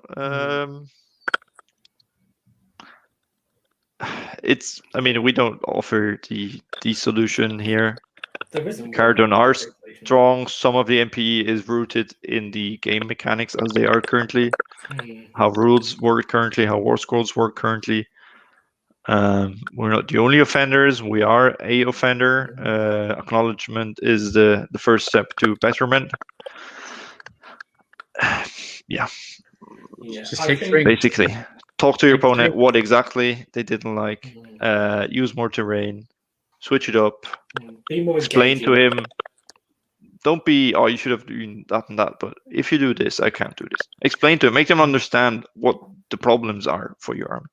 When they start doing that, even Vortex, if they deploy their units, their big units, in a way you can't set up that Vortex inside the unit or around it, but in front of it. Yeah, okay, then that's a problem. Because you can keep all those little, you don't need to put all your units like in a big block. They can all be 1 inch apart from each other. And 20 models then can spread out over a big area. There's no way you can set up that Vortex model in there. Yeah, it's true. It's a good point. It is true. Yeah, it's something my opponent did like second game against Vortex. He took all his Phoenix Guard and spread them out. Like he said, yeah, you can put it down, but just in front of me. Not that Vortex works especially well against Phoenix Guard, but that's a different matter. Yeah. The one thing Stephen says in the chat is taking a different spell. He takes the Stormcast Eternals Deus Arcanum for his chemist. Ooh, yes. Armor Rider Cloak. Yeah. Yes. I mean, that's save. 12 I use Realm Scourge Rupture in the spell in the bottle quite a bit. I really enjoy it. It synergizes with a lot of the things I like to do. Multiple navigators, Mornar charge debuff. We talked a lot about that in the Mornar show. And it's not as hated as spell in the bottle or as Warp Lightning Vortex. So when I tell people I have a spell in the bottle, they get sullen. And I'm like, but I brought the Realm Scourge Rupture. And then they're like, oh, okay. Until I hit them with it. And they're like, oh, that sucks too. Well, I mean, Vortex is a thing of the past. It's snake time from here on. I guarantee it. It's snake time. That 40 is points. So March 2020. I got mine. I got my box upstairs. Ooh. Yeah. Okay, so 40 points. We're coming up to 3 hours now, so I think. Yeah, let's wrap this up. I think that was a good enough conclusion. Have fun. Yeah. Don't be a dick. Yeah. Be more engaging. Smile when you shoot them off. Smile. Yeah, think of ways that you can just make your turn just a bit more fun. Name all your characters. Name your characters. Yeah, that's a great thing. Work out with your opponent what it is they don't enjoy, and then be creative on your solutions with that. Don't necessarily think about it from a perspective of comp. Think about it of, well, what can I try that's a new experience for me that might be more enjoyable for them. And then, I think that's it. I'm sorry we haven't got a magical solution, but there isn't a magical solution to please. No, we don't make the rules. Every different type of player that exists. We mentioned Nurgle towards the end there. We do have a show coming up soon. I'm not sure on the date. Well, I don't want to announce the date yet in case things change, but we might have Mr. Paul Conti on the show to teach us how to beat Nurgle coming up soon.